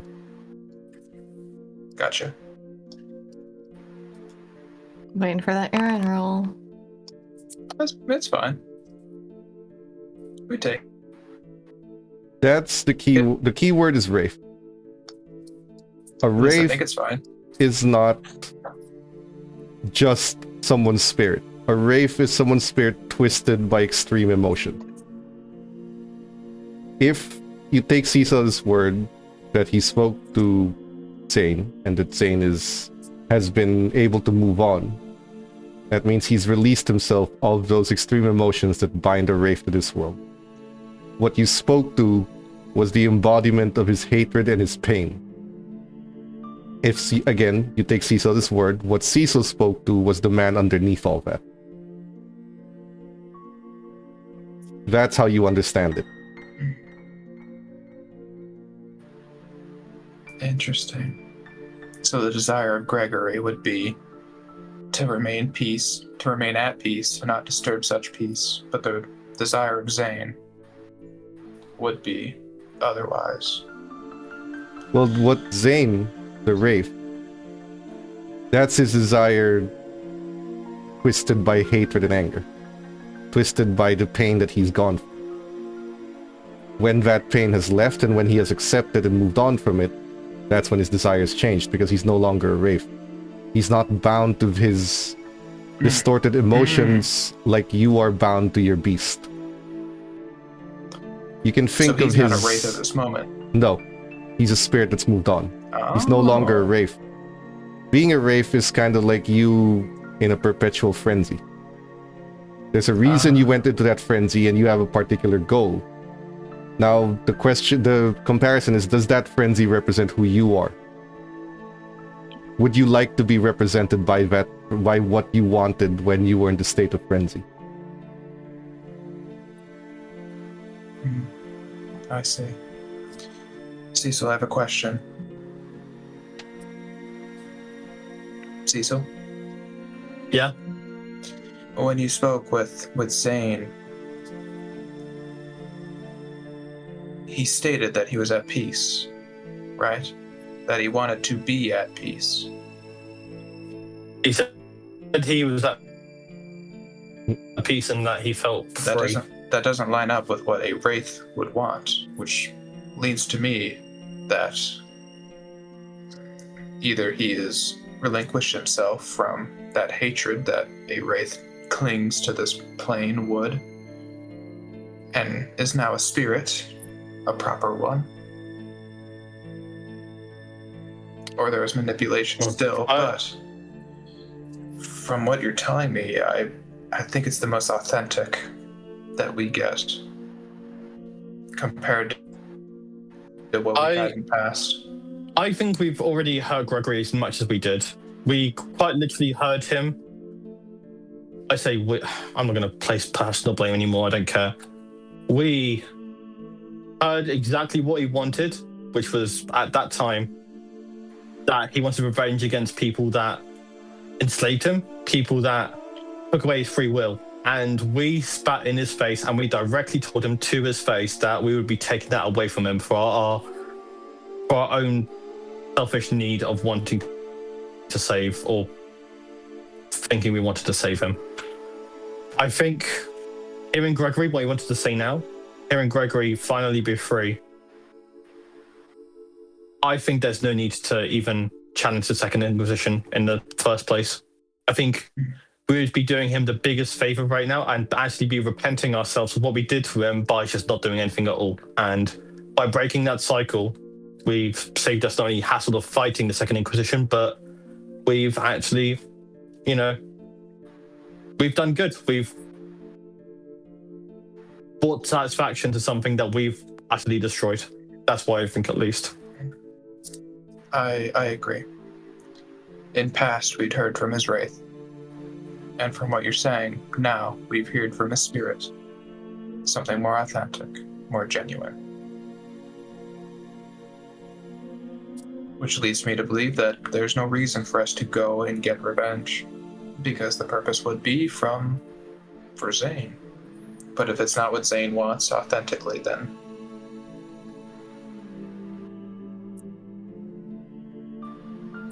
hold on. Again, I'm not gonna.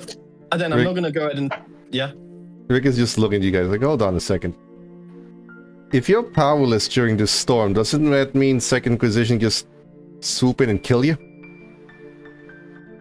Is that why they're still hanging around town? That's why I say that we go out and look for our contacts to see if we can get help for that regard. Because I feel like we need as much protection as we can get, just to prevent that from happening. I don't know if that's necessarily common knowledge for the Inquisition to know that we will be losing our abilities. And I think it may affect the living as well. I don't know. Well, if they know about this whole gargoyle thing and created that monster, the cases that we don't know, insane creature thing, stands to reason they know something about the occult. Is it far-fetched for them to know what this storm is?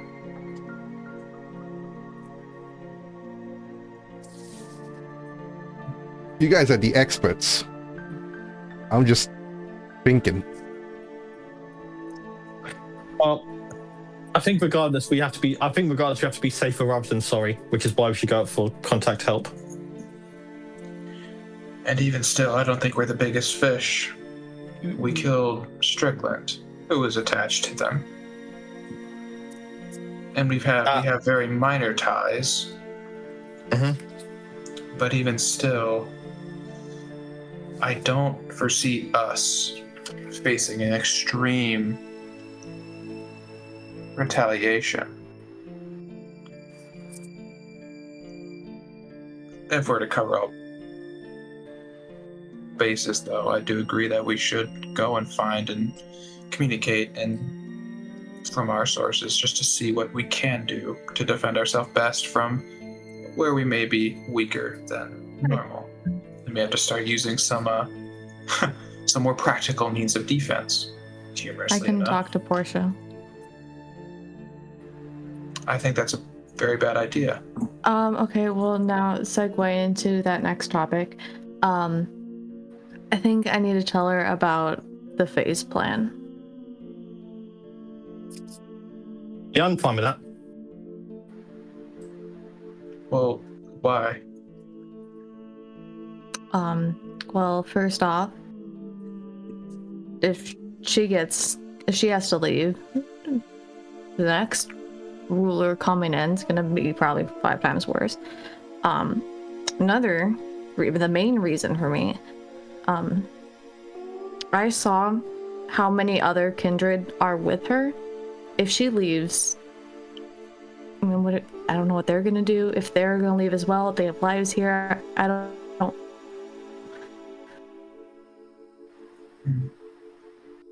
She's no reason to leave here. We This is her don't know what's kingdom. gonna happen. But okay, Alexander made it seem like he was going to not only try and take out Jackson, but try and take out Helena.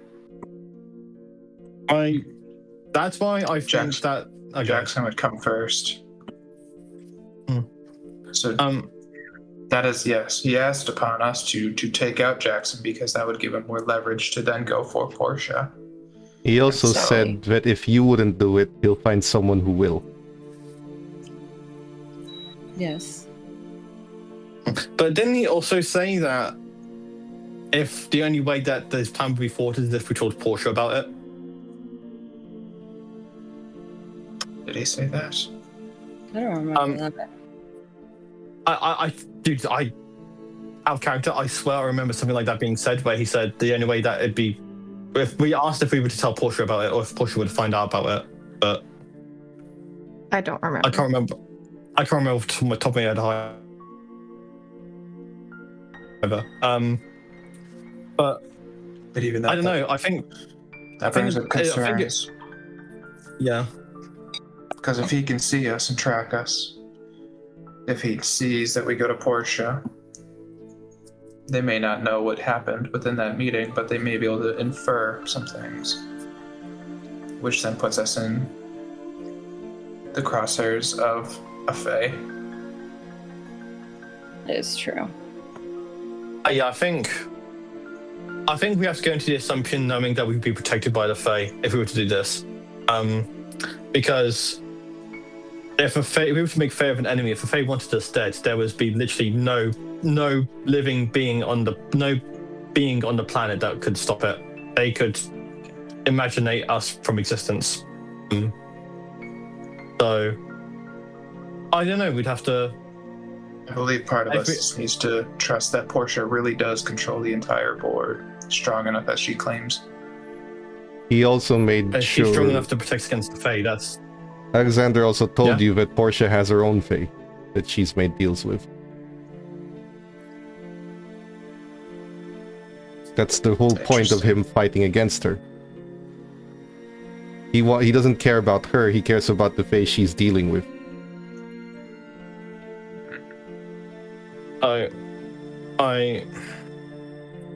It'd be a massive bet, and as soon as we tell Portia there's no going back on it, we'd be the ones that he would know that we informed her about it. And that would officially make us his enemy, and there'd be no going back, but if we're going all on it, then I say we all go on it and we all die together. And if not, then I say we go and just wait it out. I'm fine with either option. I'm not so bruja to be interested in dying for a cause or anything like that. This is all self-survival. I generally do not care about which side wins. I just want to make sure that whatever we do is best for our interest. And I would say doing nothing and dealing with a worse kindred in the front seat, and then doing something about it, and then making Faye enemy with the Fae. I would say it's frying pan fire. That's what I think, though.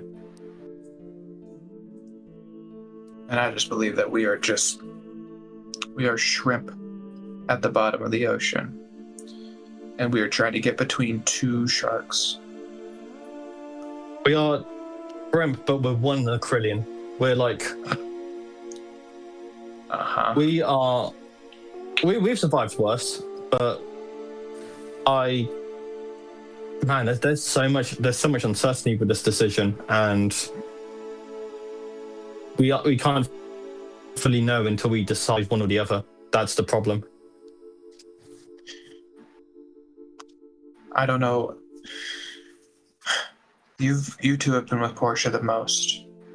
Do you believe that she was being honest with us in that meeting, that she really does have control of all of these things? Or do you think she was playing up her face? No, I believe it.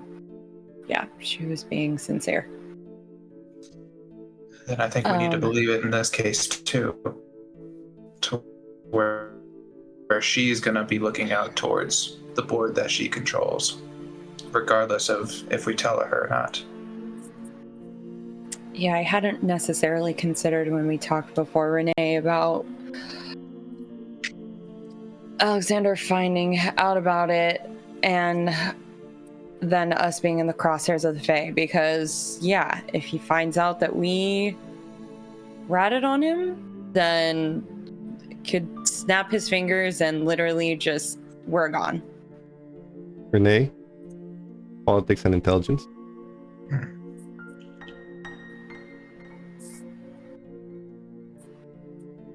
Politics or intelligence to see if we can get Thanos snapped out of existence.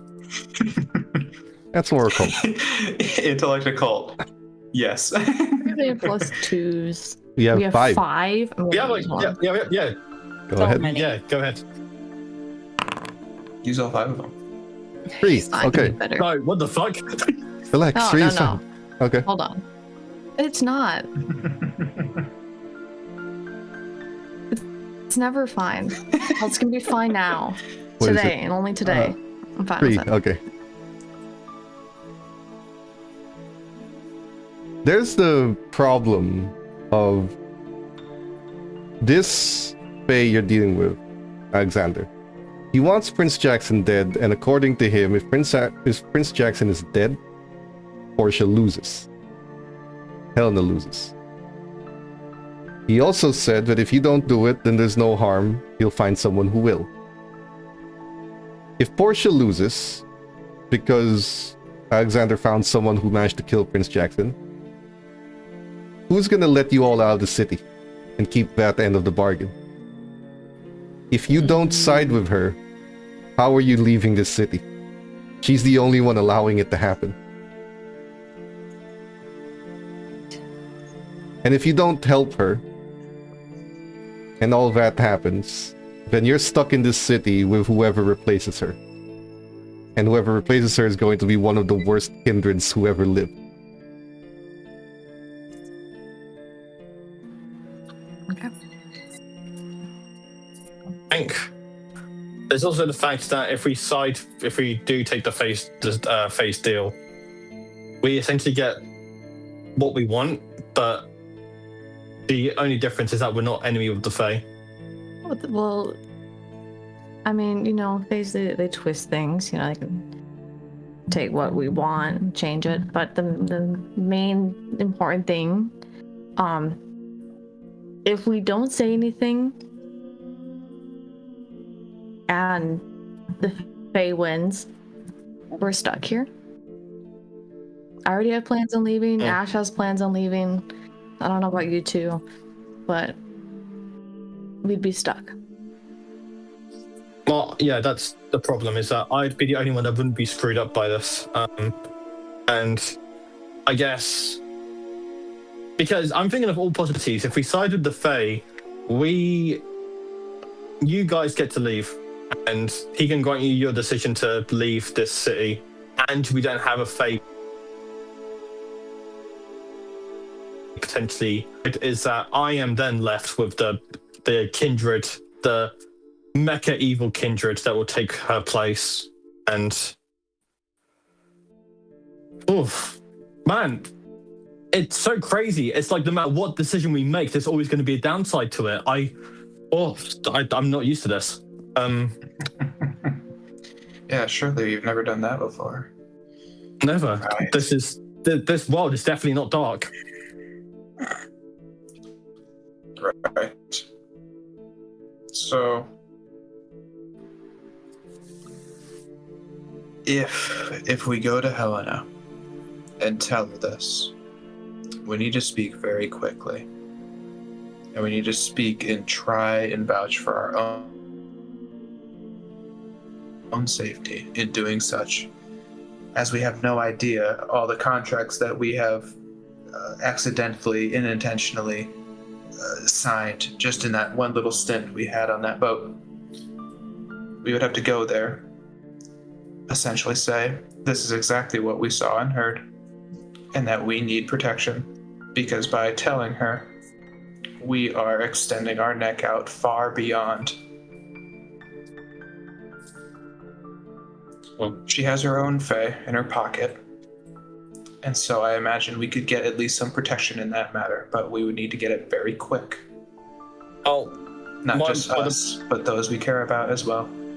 The problem is that if we tell her about this, we have to agree that she has protection against Fae. That's the first thing we have to establish before we tell her about the Fae on the boat.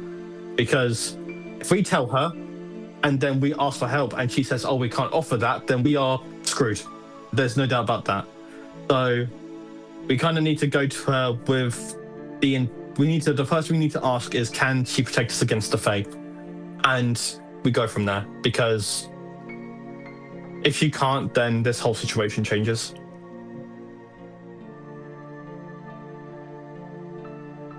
Yeah. I see now. You want to go tonight? Well, the night's still young. I see. Oh. Yeah, Let me just, I'm going to check. I can withstand hits. Yeah, okay. I can go. Are you preparing yourself to be punched in the chest again? Well, actually, you know what? I'm gonna, based on my rule of where is it? With what was it? Rapid reflexes. Nigel, you know what? I'll ask you later. But yeah, I'm willing to go tonight. Okay. We should go. You travel. The club is closed. Suppose yes, we should. But the kindred entrance is open. You enter. It's one of the rare few nights where the succubus club isn't open, the music isn't blaring, and everything's covered in white plastic. And there's a bunch of workers in there who are repainting some things. Internal renovations. There is a kindred who is by the bar, who looks to the four of you as you enter. You don't recognize him. Other than his face, he is seen in Elysiums. Just doesn't speak to anyone. You here to see Portia? Yeah. He's upstairs. Help yourself. Thank you. He nods. You go up the stairs. You go to her room. She's overlooking the renovations of her club. And she turns. I was not expecting the four of you to return. Not as a group. What can I help you with? Surprise. Can I first? Hmm? So, can I just? I want to apologize to Portia. The main reason I lashed out to you in our previous meeting is because I was under the conception that you orchestrated everything to do with my downfall in my human life. I've come to realize that a majority of it was in fact actually just me. And yes, you did knock down a domino, but I was the one that caused the rest of it to fall over. And I'm sorry if I lashed out at you like that. And when you mentioned about the ants in the cage, I could only think about how I viewed humans the exact same way as a kindred myself. So yeah, that's my apologies. I'm not good with the talking thing yet, so yeah. Very well. Accepted. But I doubt that's why you're here as a group. What can I help your That's not nice. coterie with?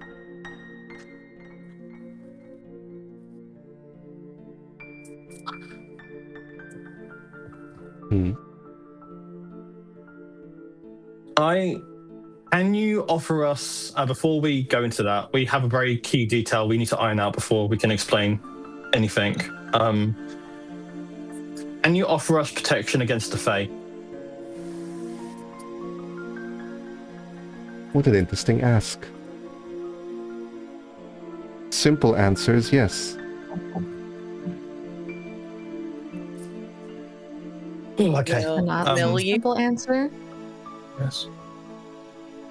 The not simple answer extremely is it entirely depends on why I Important should. information. Oh, okay. We have that.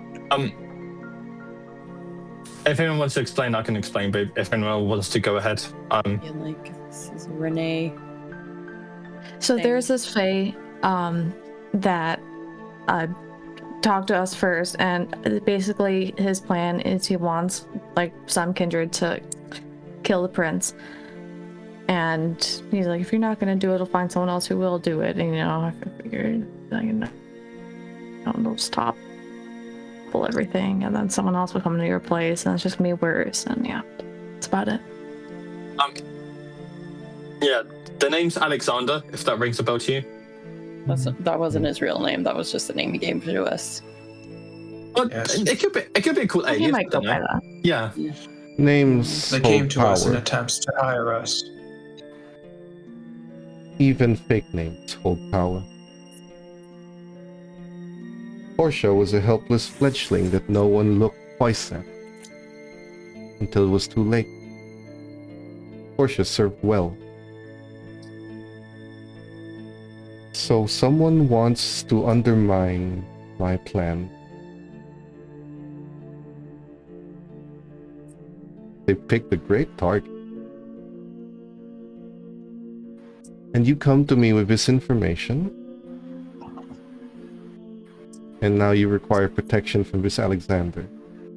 And that's why you asked if I could offer. Is that about right? Mm-hmm. I am ancient. And I am powerful. But never let it be said that I wasn't fair. She goes over to a corner and takes out an ornate wooden box.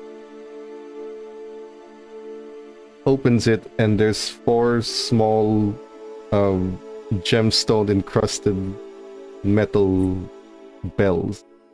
Like those, like a metal sphere that has a tiny little bell in it. They're all earrings. Not exactly your fashion accessory choice, I understand, but it will serve the purpose. Protection charms beyond that of even the most powerful of mages in this world.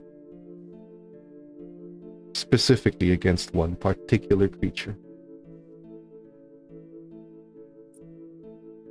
You have given me of our information that is touchstones. vital and important. So I will repay you in kind. The people you care about are As safe Aaron, unless you have reason to believe that this particular Fae has made other arrangements to harm them. The creatures of the Fae are incapable of harming human life. They can only get other humans to do it. Same way they can only get other kindreds to harm kindred life.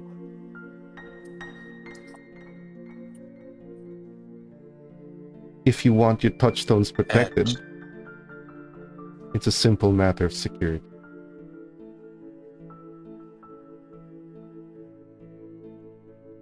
Which I'd be happy to provide.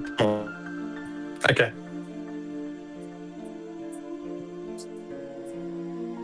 I would greatly appreciate that. Yeah, that would be very appreciated on my behalf too. If they can't get to us, they would just get to someone else. Which is exactly why this knowledge is quite valuable. So I will pay you the value that you have provided. Protection for all those you care for. Which... let's make something perfectly clear. I can speculate who it is that you care for. But before you ask me of that, you should know that I do not necessarily know 100%. I can make speculations of your sister, but I cannot say with 100% certainty that that is true. So if you're asking me to protect those you care about, then you are also going to have to inform me of those you care about. And I can give you my word that no harm will come to them by my hand, especially after the storm when you have made your choice, and that I can protect them until you decide to leave this city should you ever decide. But then you would have to take me at my word.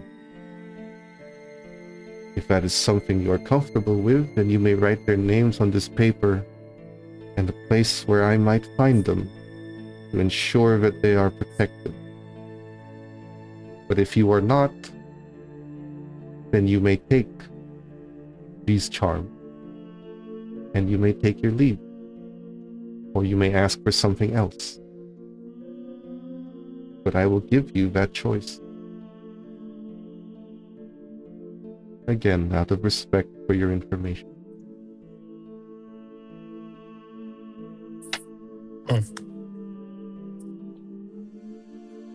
Aaron will begrudgingly take a notepad and pen out of their jacket and just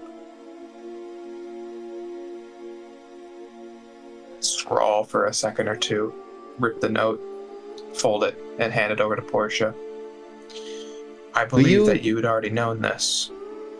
The ones that I care for. Your former research partners. I'm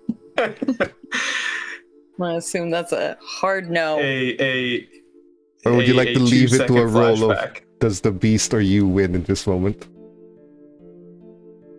You know what? Can I make it almost like a, You want to leave it to a roll? can I make potential for a humanity gain here? Can I? I want to make a potential Let's for go humanity Gamba. gain. Let's go Well, no. Gamba. What I'm saying is that if you include them, you will gain a point of humanity. But if you want to leave that to a roll as to whether or not you win or the beast wins, that's up to you. God damn it! It did just happen later in this night. I genuinely think that Aaron would still include them because while they're mad, they are still kind of happy that the paper itself just exists and that there's awards, even though they're not getting the fucking awards that they would have so wanted. They're just kind of happy that it still kind of went through. Anyways, it didn't just happen. It didn't just go nowhere. Okay. Even if it was stolen valor.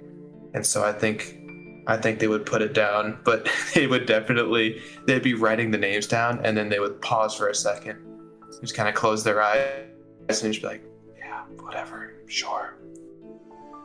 I will put you back to Humanity And just 5 crunch it, and just hand it over. for a genuine act of selflessness. She takes it, she opens it, and she closes it again. Very well. And the rest? All right. I know. All right. Tabitha on there, and her ward. I don't remember. I don't think I ever gave her new. No, her new you just roomie ruined her life. her new project. No, I You- fixed it. I put it back. Kind of. I got her back into school. It's fine. Yeah, After you took her out. yeah, because ruining someone's life and because after you ruin someone's life, all you have to do is put it back the way it was, and it's all good. And she takes the paper Yeah. and she nods at you. Because then they But is it still the same? because vibe? now they're better off than they were before. They have more experience, the learning, the knowledge before. Not to trust certain. Renee or Cecil, are you giving names? Yeah. And now they have. I ask Portia, can you do protection of organizations or people within organizations? Arguably easier. Okay, I'm gonna put down the Gregory Foundation. I'm gonna put down the name of the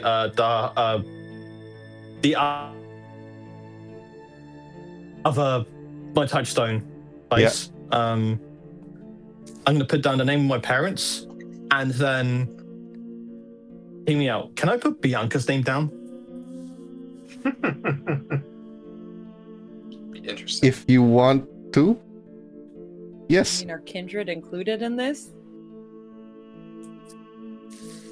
You can find out. I assume it's if Oh, I mean, if anyone's anyone, I'm gonna put down Bianca. So, yeah, She Put down June. did not specify I put down kindred Bianca. or the like. Yeah.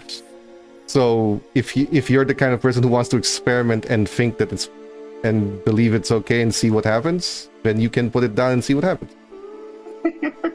I'll just ask her. Portia, is are kindred included in this? Doesn't look mad. She looks confused, but she does look at you for a bit.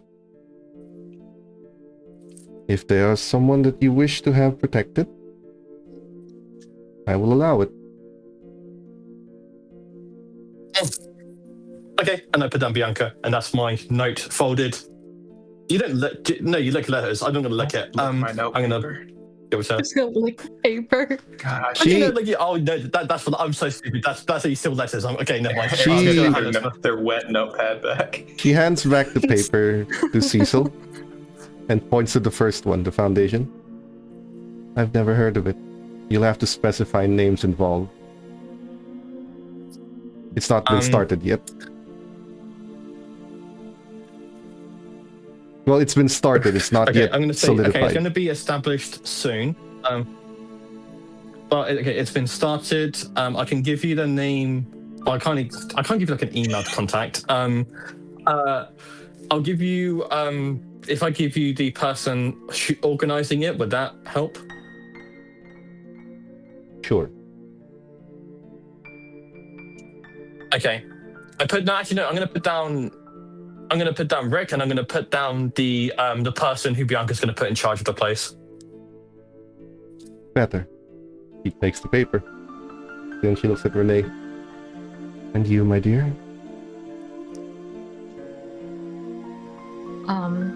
My bestie, and then Owen, because I got good blood from him. I don't want to ruin that relationship again. The mortician. Did you She looks at the paper.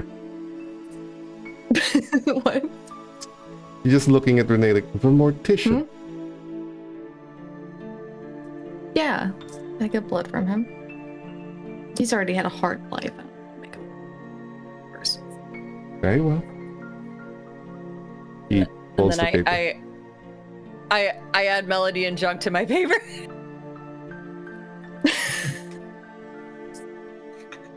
Very well. Oh shit! Wait.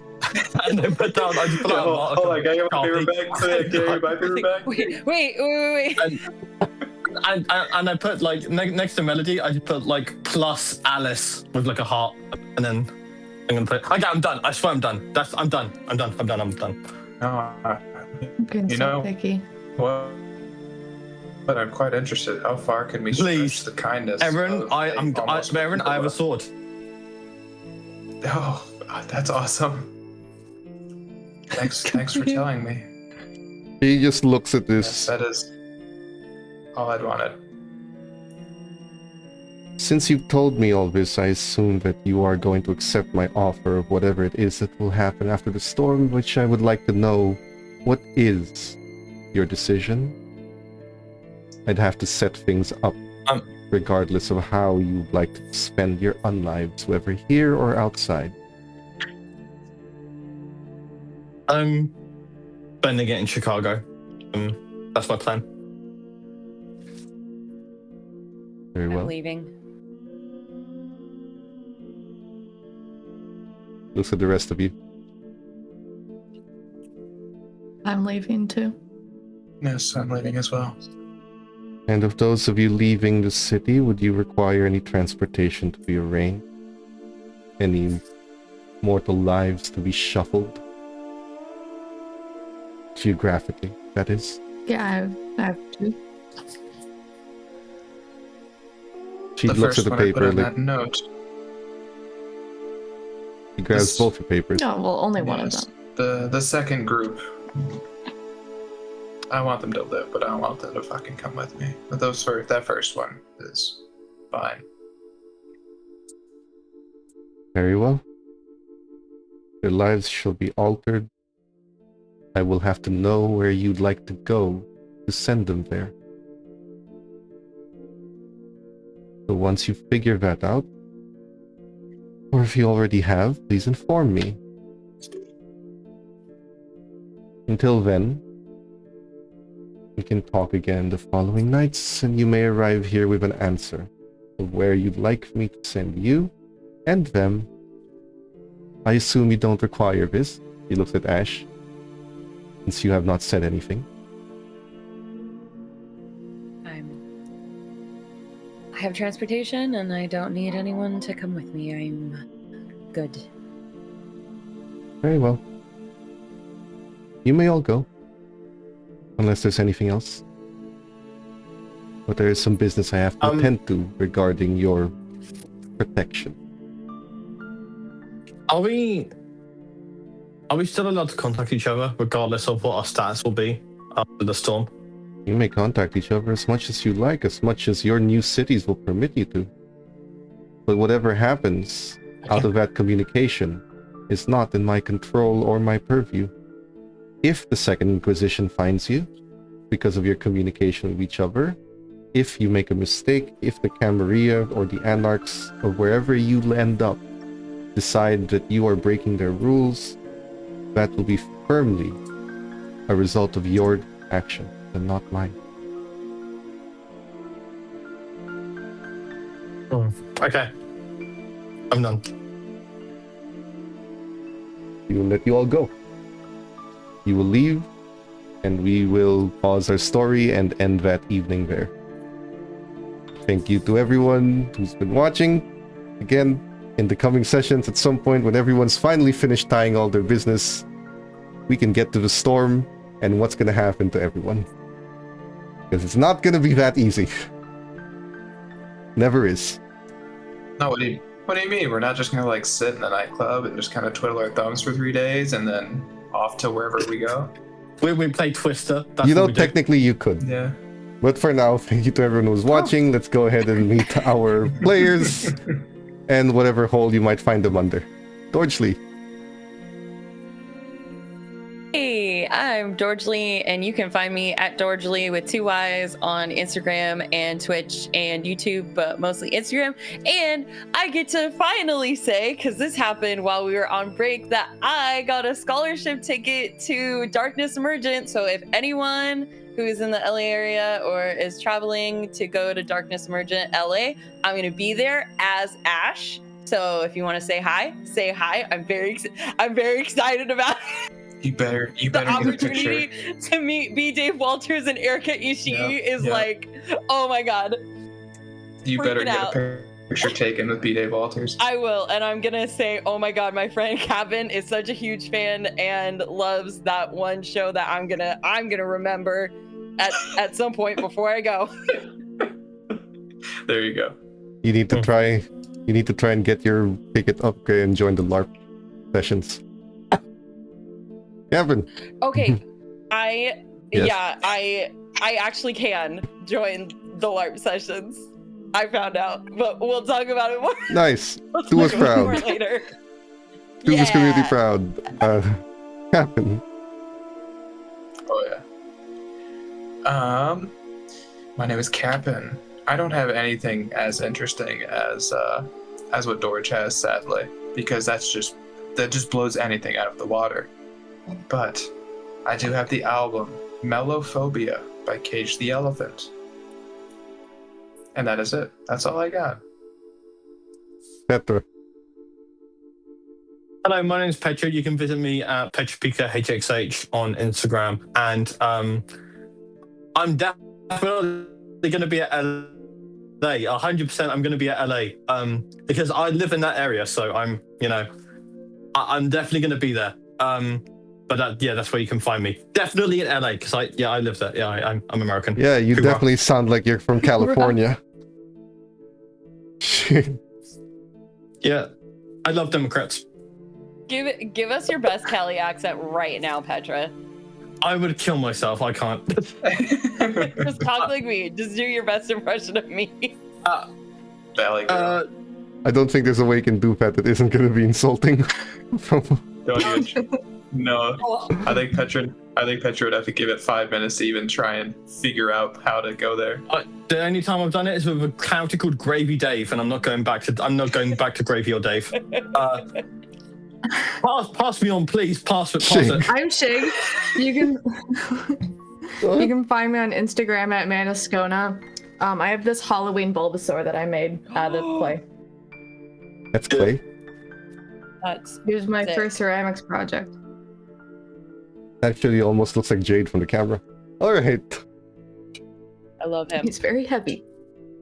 Thank you to everyone who's watching. We will be back next week. And as a reminder, when this series ends, we're probably going to take a couple of weeks break. And then this entire cast is coming back to play as superheroes. Well, most of them are superheroes. You'll see. Teaser for that is coming out at some point when I managed to get my bearings straight and actually finish the intro video to that. But we will see you next week. Thank you for watching, and bye-bye.